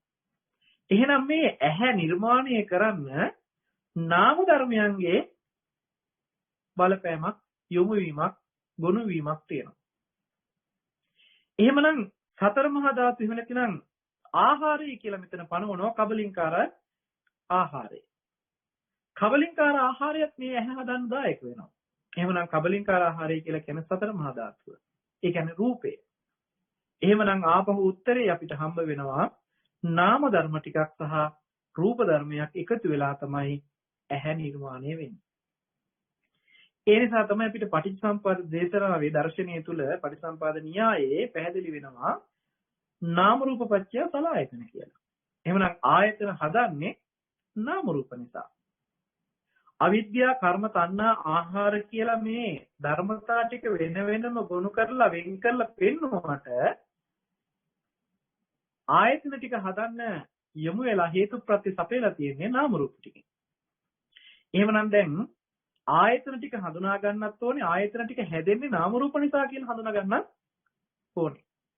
එහෙමනම් යම් වෙලාවක නාම රූපයාගේ නිරෝධයකට පැමිණියොත් හේතුව නිරෝධ වුණොත් හේතුව නැති වුණොත් ආයතනයාගේ නිරෝධයක් සාක්ෂාත් වෙනවා. ඒ කියන්නේ අවිද්‍යා කර්ම තණ්හා නිරෝධ වුණොත් ප්‍රත්‍ය ටික නිරෝධ වුණොත් ආයතන නිරෝධයකට පත් වෙනවා. ආයතන නිරෝධයකට පත් කරන්න නම් අනුගමනය කළ යුතු ප්‍රතිපදාවක් තියෙනවා. ඒක තමයි සලායතන දනීද සලායතන සමුදය දනීද සලායතනයාගේ නිරෝධය දනීද නිරෝධ කරන ප්‍රතිපදාව දනීද මේකයි සම්මාදිට්ඨිය කියලා නැවත මතක් කරේ. එතකොට දැන් නිරෝධ කරන ක්‍රමවේදයක් හම්බ වෙන්නත් ඕනේ. නිරෝධ කරන ක්‍රමවේදයේ හැටියට නැවත මතක් කරන්නේ ආවෝ ආර්ය ස්ථාංගික මාර්ගයමයි. සම්මාදිට්ඨි සම්මා සංකප්ප කියලා මෙතනින් එහෙම පටන් අරගෙන මේ අංග 8ම මතක් කරනවා නිරෝධ කරන ප්‍රතිපදාව හැටියට මාර්ගයේ හැටියට. එහෙමනම් දැන් සම්මා දිට්ඨියෙන් තමයි මේ ටික දැක්කේ. දැකලා සම්මා දිට්ඨියෙන් යුක්තව නැවත අනුගමනය කරන්න වෙනවා ප්‍රතිපදාව. එහෙමනම් මේ දර්ශනය අහලා දැනගත්ත පමණකින් අවබෝධයටපත් වුණා කියලා කියන්න බෑ. ඒක දන්නා වූ කෙනෙක් බවට පත් වෙනවා. දහමේ අපිට ඥානතෝ පස්සතෝ කියලා වචන දෙකක් හම්බ වෙනවානේ සූත්‍ර දේශනාවල. දන්නා වූ දක්නා වූ කියලා වචන දෙකක් පෙන්නනවා. ඔය සබ්බාසව සූත්‍ර දේශනාවෙ එහෙම දන්නා වූ දක්නා වූ කෙනාටයි ආශ්‍රවයන් ෂේ කරන්න දේශනා කරන්න කියලා පැහැදිලිවම සඳහන් වෙනවා. ඒකට දන්නා වූ කියලා කියන්නේ මේ දර්ශනීය අහලා දැනගත්ත කෙනා. දන්නවා දැන් මේ කෙනා. මොකද්ද දන්නේ? දැන් මේ සම්මා දිට්ඨියෙන් එහෙම නැතිනම් අහලා දැනගත්තු දෙයකින් නුවණක් තියෙනවා. දහමෙ මෙන්න මෙහෙම යථාර්ථයක් ගැනයි පෙන්වන්නේ කියලා. අන්න දැනගත්තා. දන්නවද? හැබැයි තාම දකින්න මට්ටමට තමන්ගේ ජීවිතයෙන් තුලින් ඉදිරිපත් උනේ නැහැ. එහෙමනම් ඒ සඳහා නැවත ප්‍රතිපදාව අනුගමනය කළ යුතු වෙනවා. ඔන්න දැන් ප්‍රතිපදාව ඉදිරිපත් වෙනවා. අර වෙලාවේ දර්ශනය. දැන් ප්‍රතිපදාව. ප්‍රතිපදාවේදී පෙන්වන්නේ සීල සමාධි ප්‍රඥා. අපි ඒක ඊළඟ දවසේදී වැඩිදුරටත් විස්තර කරනවා සීල සමාධි ප්‍රඥා පිළිබඳව. මොකද ඊතුරු අංග ටික එතනදී කතා කරන නිසා. නමුත් මෙතනදී මම මතක් කරන්නම් සීල සමාධි ප්‍රඥා තුළ ආපහු කටයුතු කරනකොට ප්‍රතිපදාවක් විදිහට සීලයෙන් සමාධියට සමාධියෙන් ප්‍රඥාවටත් යොමු වෙච්ච වැඩපිළිවෙලක් මේ ඇතුලේ ගමන් කරනවා වැඩ කරනවා. ඒ තුල කටයුතු කරනකොට ආවරණීය ධර්ම වලින් වැහිලා තිබුණ දේවල් සියල්ල ඒ ආවරණ ඉවත් කරලා නුවණක් පෑදෙනවා. නුවණ දියුණු වෙනවා. නුවණ දියුණු වුණාම අර අහලා දැනගත්ත දර්ශනයෙන් අහලා දැනගත්ත දේ ඔන්න දැන් දකින්න තැනටමපත් වෙනවා. මේ දැනගත්ත දේ සහ දකින්න දේ කියලා කියන්නේ දන්නා වූ සහ දක්නා වූ කියලා කියන මේ කාරණා දෙක එක වගේ කියලා හිතෙන්න පුළුවන් කෙනෙකුට. හැබැයි මේ කාරණා දෙක වෙන් වෙන වශයෙන් හඳුනා ගැනීම කළ යුතුයි. මම ඔබට මෙහෙම මතක් කරනවා කණ්ණාඩිය ළඟට ගිහිල්ලා බලපුවහම කණ්ණාඩියේ පේන්නේ ඒ පේන ඡායාව අපේ අනිත් පැත්ත හැරිලා පේන්නේ. අනිත් පැත්ත හැරිලා කියලා කිව්වේ අපිට ඉස්සරහා පැත්ත පිටිපැත්තට හැරිලා කියන අදහස නෙමෙයි. ඒකේ පේන රූපය ගත්තාම වම දකුණ මාරු වෙලා පේන්නේ. අපි වම් අත කියලා උස්සුවොත් කණ්ණාඩිය ඇතුලේ පේන ඡායාවේ දකුණු අතයි උස්සන්නේ. කියලා මේ විදිහට මම ඔබට කිව්වොත් ඔබ මේක අහලා දැනගත්තා. හැබැයි ඔබ කණ්ණාඩිය ළඟට ගිහිල්ලා එහෙම කරලා බලපුවම ඒ දේ ඇත්තටම ඇත්තයි කියලා ඔබට දකින්නම හම්බ වෙනවනේ. අහලා දැනගත්තාම එහෙම වෙන්න ඇති. එහෙම වෙන්න පුළුවන්. කියලා හරි එහෙම වෙන්නේ නැහැ කියලා හරි තමන්ගේ හිතේ දෙකිඩියාවක් ඇති වෙන්න පුළුවන්. හැබැයි ඔබ කණ්ණාඩිය ළඟට ගිහිල්ලා මේක කරලා බැලුවොත් කරලා බලනකොට තමන්ට තේරෙනවා තමන් දකුණු අත කියලා උස්සනකොට කණ්ණාඩියේ වම් අත උස්සර වෙන්නේ. ඡායාවේ වම් අත තමයි ඔස්සනවා පේන්නේ. වම් අත උස්සනකොට දකුණු අත ඉස්සෙලා පේනවා.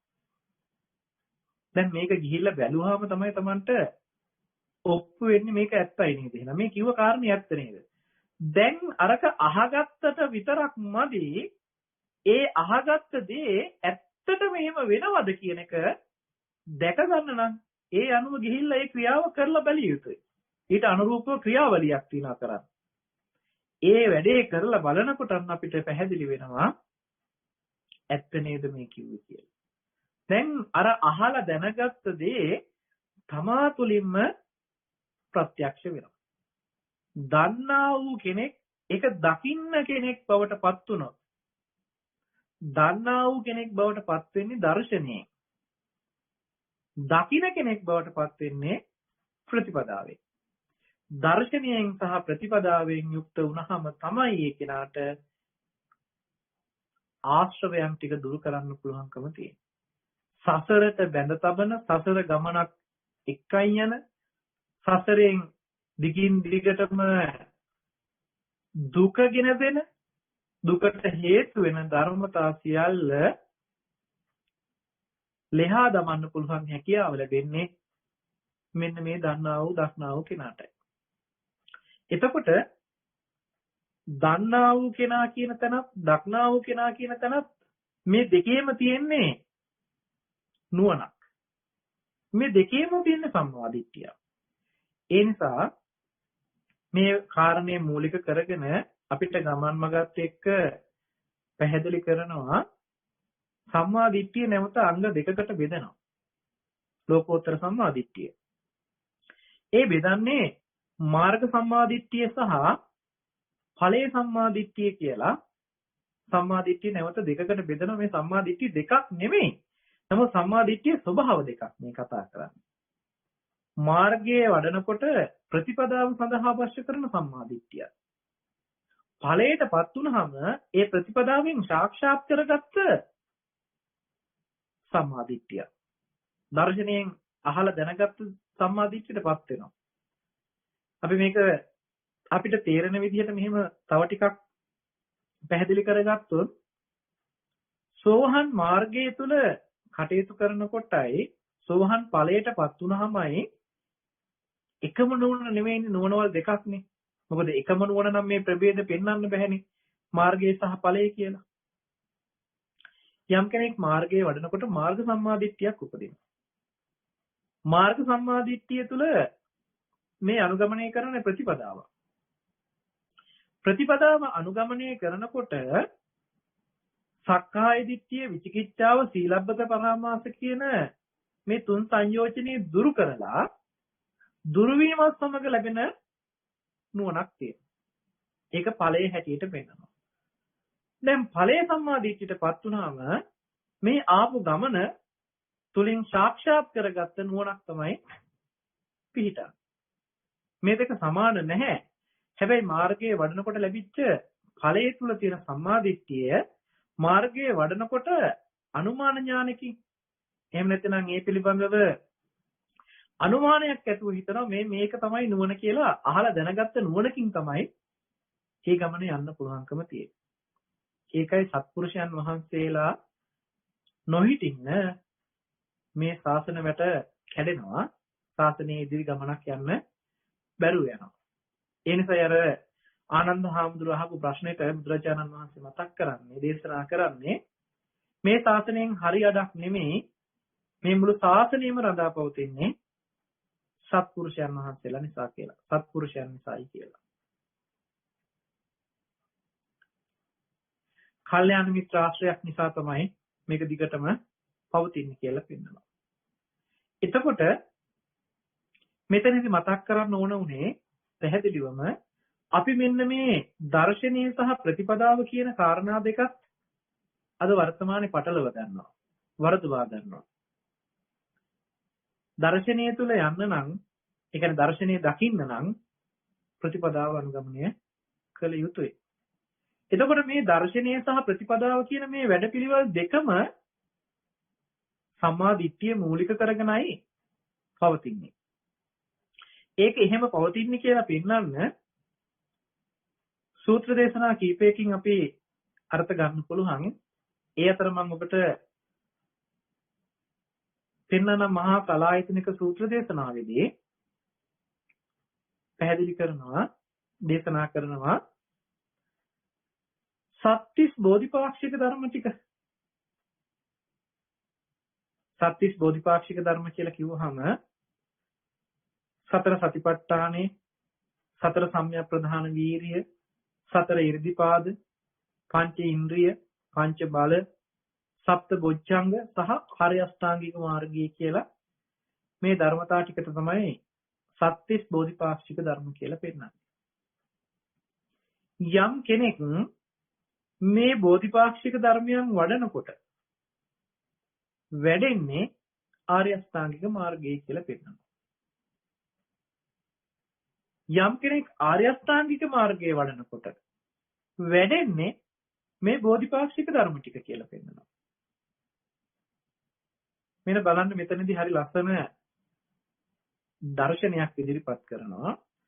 සත්‍තිස් බෝධිපාක්ෂික ධර්මයන් වල අන්තර්ගත වෙන ධර්මතා ටික වඩනකොට වැඩෙන්න ඕනේ ආර්ය අෂ්ටාංගික මාර්ගය කියලා. යම් කෙනෙක් ආර්ය අෂ්ටාංගික මාර්ගයේ වඩනකොට වැඩෙන්න ඕනේ බෝධිපාක්ෂික ධර්මතා ටික කියලා. ඒ නිසායි ඔබට මම මතක් වේවි මහා සතිපට්ඨාන සූත්‍ර දේශනාවේ පැහැදිලි කරනවා ඒකායනෝ භික්ඛවේ මග්ගෝ සත්තානං විසුද්ධිය. සත්‍යයේ පිරිසුදුභාවයේ පිණිස පවතින එකම මගයි තියෙන්නේ කියලා එතනදී දේශනා කරන්නේ ආර්ය අෂ්ටාංගික මාර්ගය පිළිබඳ අංග ටික නෙවෙයි. සතර සතිපට්ඨානිය දේශනා කරන්නේ. ඒතකොට දැන් මාර්ග දෙකක් තියෙනවාද නිවන් දකින්න? නිවන් දකින්න මාර්ග දෙකක් නැහැ. නිවන් දකින්න තියෙන එක මාර්ගයයි. ඒ තමයි ආර්ය අෂ්ටාංගික මාර්ගය. හැබැයි සතිපට්ඨානියක් යම් කෙනෙක් වඩනවා නම් ඒක නිවනට එකම මගයි කියලා සතිපට්ඨාන සූත්‍ර දේශනාවේදී පෙන්නනවා. දැන් මහා සලායතනික සූත්‍ර දේශනාවේ මේකට උත්තරේ සපයනවා. යම් කෙනෙක් බෝධිපාක්ෂික ධර්ම වඩනවා නම් ඒ ආර්ය අෂ්ටාංගික මාර්ගයේ වැඩිමක්මයි. යම් කෙනෙක් ආර්ය අෂ්ටාංගික මාර්ගයේ වඩනවා නම් ඒ බෝධිපාක්ෂික ධර්මතාව වැඩිමමයි. බලන්න මෙතනදී උත්තරේ අපි හිතලා යම් කෙනෙක් සතිපට්ඨානයේ වඩනවා නම් සතිපට්ඨානය කියලා කියන්නේ බෝධිපාක්ෂික ධර්මතාව වලින් එක කොටසක්. මේක වඩනකොට වැඩෙන්නේ ආර්ය අෂ්ටාංගික මාර්ගයයි. මම ඔබට මේ පිළිබඳව පොඩි පැහැදිලි කිරීමක් කරලා දෙන්නට බලාපොරොත්තු වෙනවා. අපි ගමුකෝ සතිපට්ඨාන සූත්‍ර දේශනාවේ කායානුපස්සනාව. කායානුපස්සනාවෙන් අපිට පෙන්වලා තියෙන මුළු සමස්ත රූපේ පිළිබඳව තියෙන රූපේ යථාර්ථය තේරුම් ගැනීමටයි. රූපේ පිළිබඳව එහෙම නැතිනම් මේ කය පිළිබඳව හැබෑවටම පවතින්නේ කොහොමද කියන එකේ කයේ යථාර්ථය හඳුනා ගැනීම තමයි මේ සතිපට්ඨානයේ කායානුපස්සනාව තුළ සිද්ධ කරලා තියෙන්නේ. එතකොට බලන්න මේ කායානුපස්සනාවෙන් කය ගැන කතා කරනවා කියලා කියන්නේ රූපේ ගැනයි කතා කරන්නේ. රූපස්කන්ධය පිළිබඳව තමයි මේ අවබෝධයක් ලබන්න පෙන්වලා තියෙන්නේ.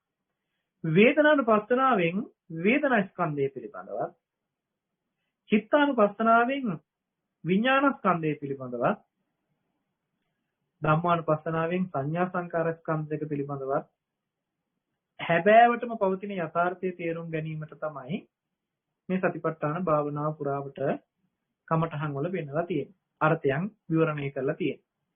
ඒකට යම් කෙනෙක් සතිපට්ඨානයේ වඩනකොට මේ කෙනා දකින්නේ අවබෝධයක් ඇති වෙන්නේ. ඒ පිළිබඳව නුවණක් පහළ වෙන්නේ කුමක් පිළිබඳවද කියලා බලන්න. රූපය පිළිබඳව, වේදනාව පිළිබඳව, සංඥාව පිළිබඳව, සංකාරය පිළිබඳව, විඥානය පිළිබඳව කියන මේ පංචස්කන්ධය පිළිබඳවයි. තව විදිහකට කිව්වොත් රූපය කියලා කියන්නේ රූපය පිළිබඳව, වේදනා සංඥා සංකාර ටික කියලා කියන්නේ චෛතසික ටික පිළිබඳව. විඥානය කියලා කියන්නේ චිත්තය පිළිබඳව.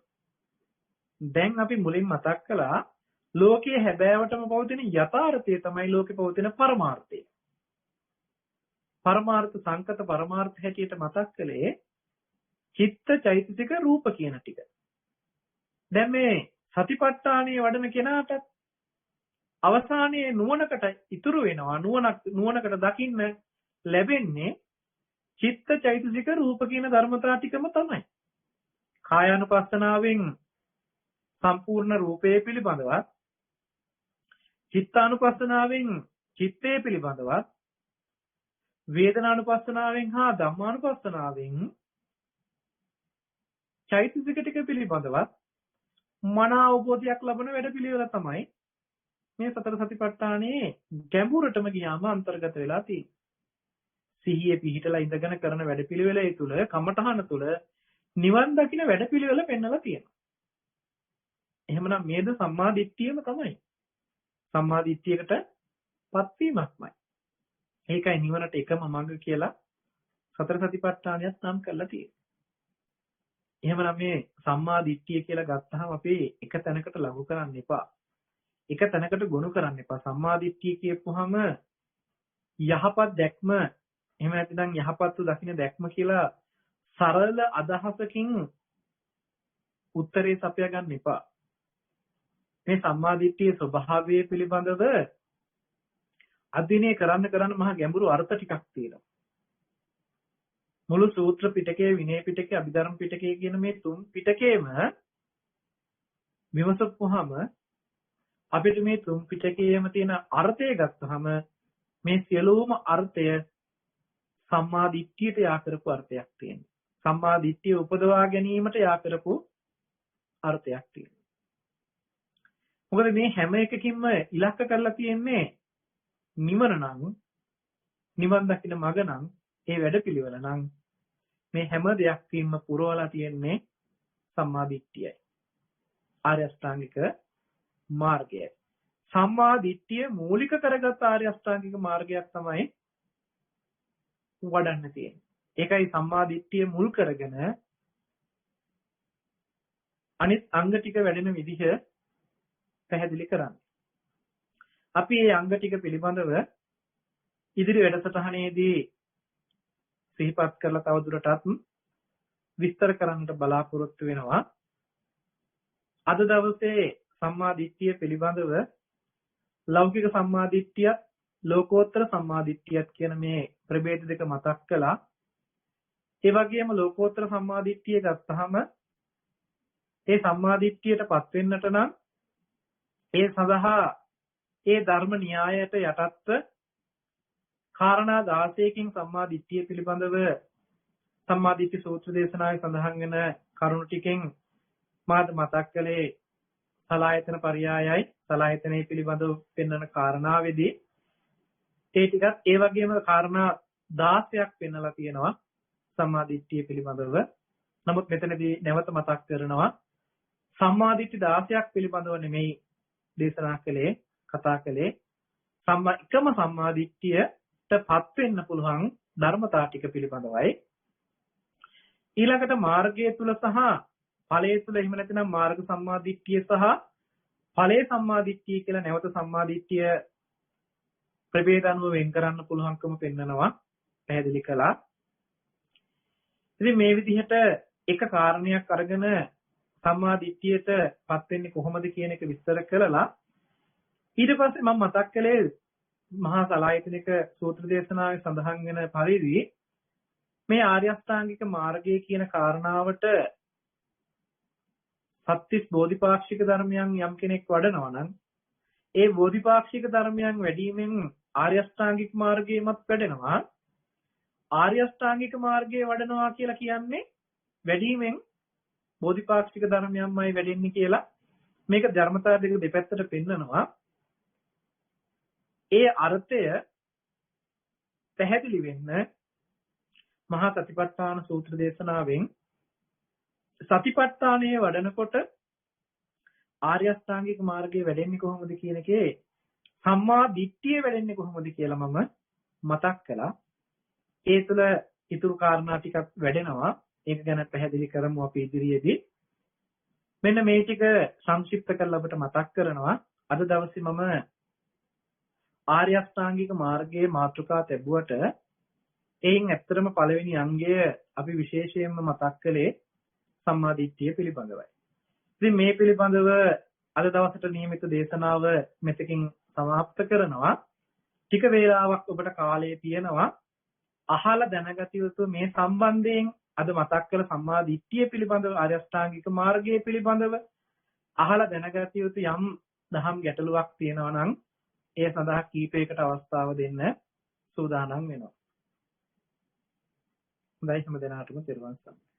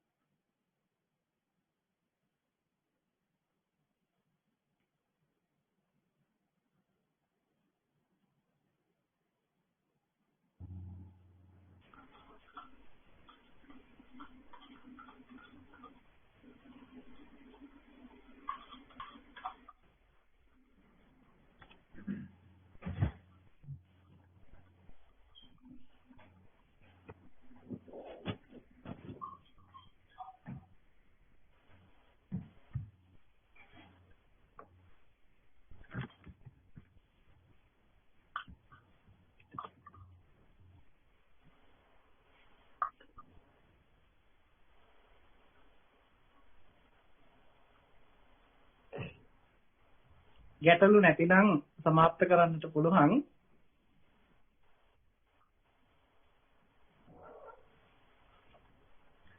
අවසරයි ස්වාමීන් පොඩි ප්‍රශ්නයක් මට මතුවන ස්වාමීන් දැන් අපි දැන් ආර්ය අෂ්ටාංග මාර්ගයේ ගැන කතා කරන සම්මා දිට්ඨිය මුලදී ගැන කතා කළාට ස්වාමීන් අපි අත්‍යවශ්‍යම මේ සම්මා දිට්ඨිය ඇති කර ගැනීම සඳහා සම්මා වායාම සම්මා වාචා ඒවා තුලත් අපි යෙදිය යුතුයි ස්වාමීන් වහන්සේ. එතකොට ඒවා පිළිවෙලින් ඉන්න එක ඕඩර් එක තිබුණාට ඒ සියල්ලම එක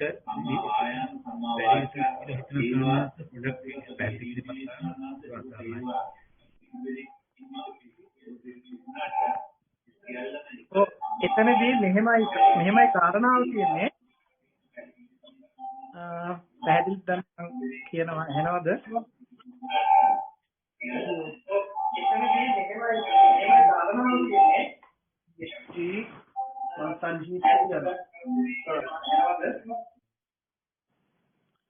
එතනදී මෙන්න මෙහෙම අර්ථයක් ගන්න වෙන්නේ මම මතක් කළේ ඒ කියන්නේ දැන් ප්‍රතිපදාව පටන් ගන්න ඉස්සර වෙලා සම්මාදිට්ඨිය තිබිය යුතුයි අපිට. ඒ කියන්නේ සම්මාදිට්ඨිය කියන එකෙන් අදහස් කළේ ප්‍රත්‍යක්ෂ වෙච්ච සම්මාදිට්ඨිය කියන එක නෙමෙයි.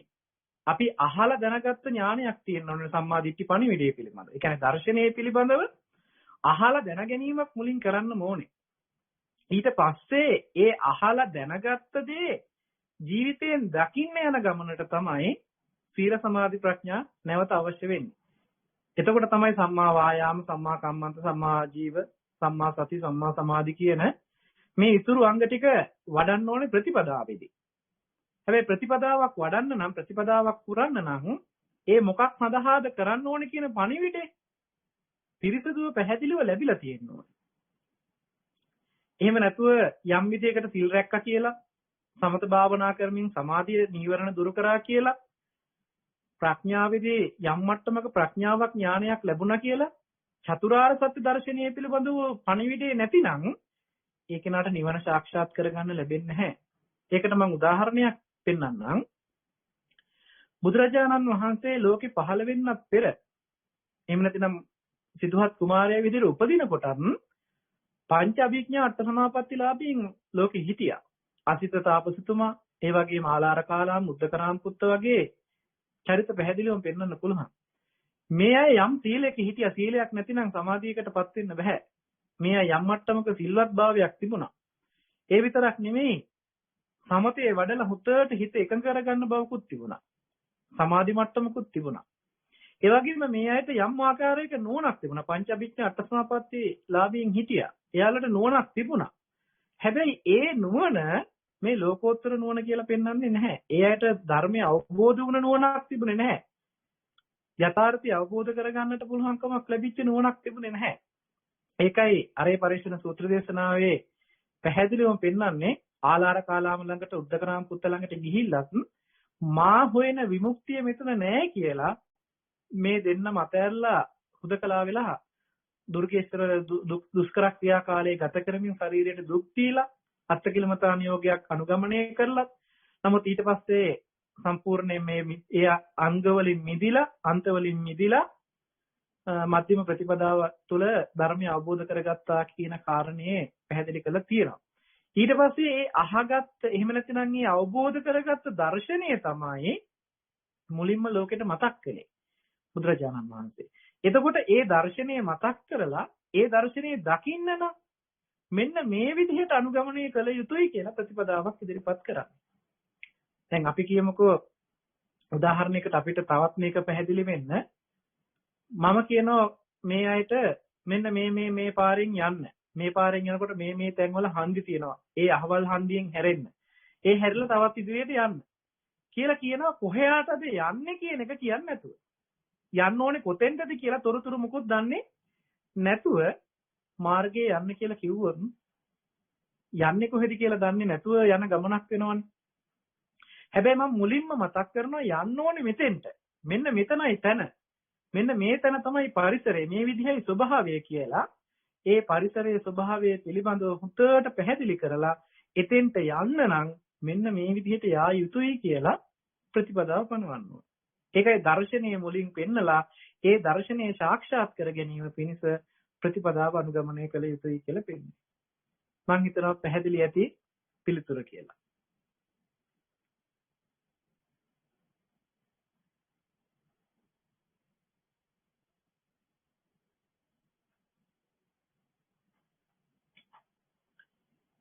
එහෙමනම් වැඩසටහන මෙතකින් සමාප්ත කරන්නට සූදානම් පුණ්‍යානුමෝදනා කරන්නයි අදහස් කරන්නේ.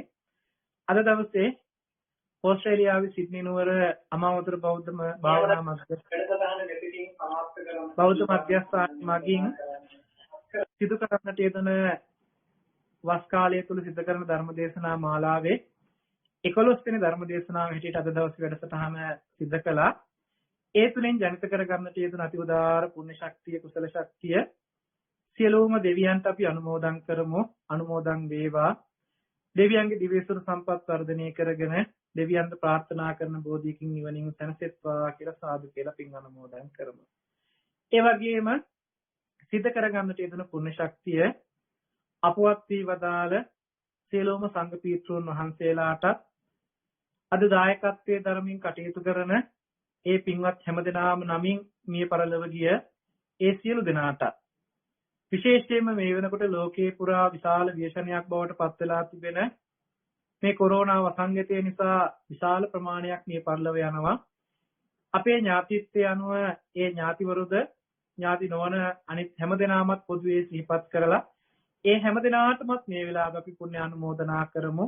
සමස්තයක් වශයෙන් ඔබ අප හැමදෙනෙක්ම නමින් මිය පරලොව ගිය සියලුම ඥාති වර්ගයාටද මේ පින් අපි අනුමෝදන් කරමු. අනුමෝදන් වේවා. දුකක නැංගෙන් අත මිදලා සැපවත් වේවා කියලා සාදු කියලා පින් අනුමෝදන් කරමු. සාදු සාදු සාදු.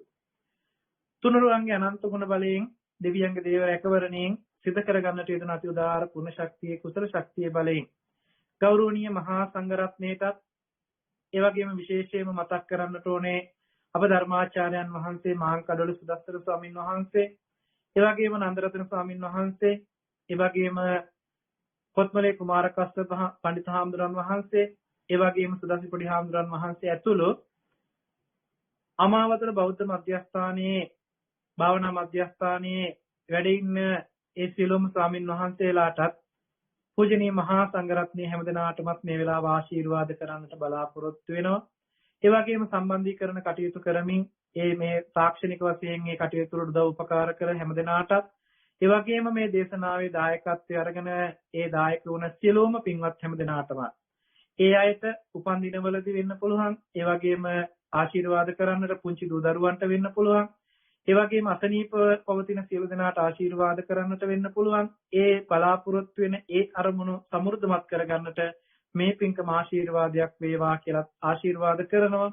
ඒ වගේම මේ මුළු ලෝකෙම මේ වෙනකොට පවතින මේ ව්‍යසනයේ වසංගතයෙන් අත මිදෙන්නට හැම දිනාටම කාය චිත්ත පීඩාවකින් තොර නිදුක් නිරෝගී භාවය දිගාසිරි සම්පත්තිය ලැබේවා.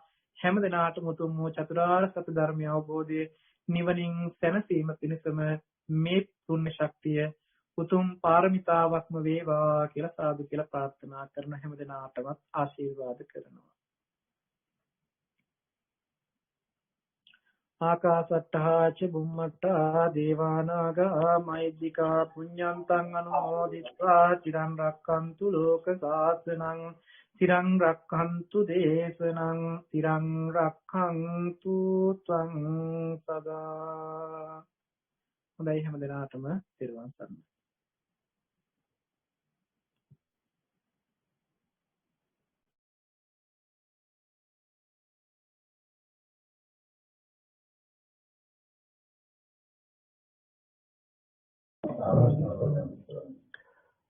සදහවත් කාරුණික පින්වත්නි, අද අමාවතුර බෞද්ධ මධ්‍යස්ථානයේ මෙවර වස්සාන සමයේහි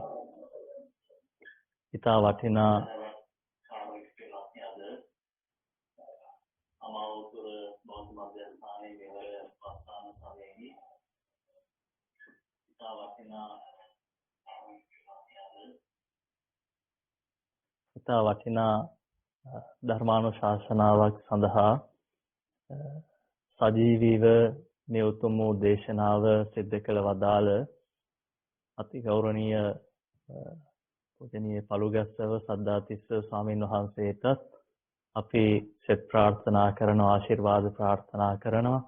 උන්වහන්සේ මේ සිදු කරනු ලබන උතුම් වූ ආගමික ශාසනික ලෝක සේවාවන් සිද්ධ කරන්නට, තව තවත් සසුන් වැඩ වඩන්නට ගරු කටයුතු ස්වාමින් වහන්සේටත් උතුම් තුනුරුවනේ ආශිර්වාදයේ නිරන්තරයෙන්ම සැලසේවා. නිදුක් භව නිරෝගී සම්පත්තියේ චිර ජීවනය දීර්ඝායු සම්පත්තියම සැලසේවා කියමින් අපි කවුරුත් සාදු කියා ප්‍රාර්ථනා කරමු. ඒ වගේම අද මේ සජීවීව දේශනාව සඳහා දායකත්වය කටයුතු කරන වෛද්‍ය කනිෂ්ක කමල්දාස මහත්මයා, වෛද්‍ය සතිකා කමල්දාස මහත්මිය පවුලේ හැමදෙනාම, රංජිතා හිරාන් මහත්මයා පවුලේ හැමදෙනාම, මාධවී මහත්මිය, ධම්මික මහත්මයා ඇතුළු පවුලේ හැමදෙනාම, පින්වත් සියලු දෙනාටමත් ඒ වගේම අද මේ උතුම් ධර්ම දේශනාව ශ්‍රවණය කළ පින්වත් ලෝකවාසී සියලුම දෙනාටම රත්නත්‍රයේ සරණින් සතක් ශාන්තියක් යහපතක්ම සිද්ධ වේවා. ධර්මදේශකයන්න් වහන්සේට ඔබ අප හැම දිනාටම උතුම් වූ චතුරාර්ය සත්‍ය ධර්මය අවබෝධ පිණිසම මේ උතුම් වූ කුසල ශක්තිය හේතු වාසනාම වේවා කියමින් සාදු කියා ප්‍රාර්ථනා කරමු. හැම දිනාටම තෙරුවන් සරණයි.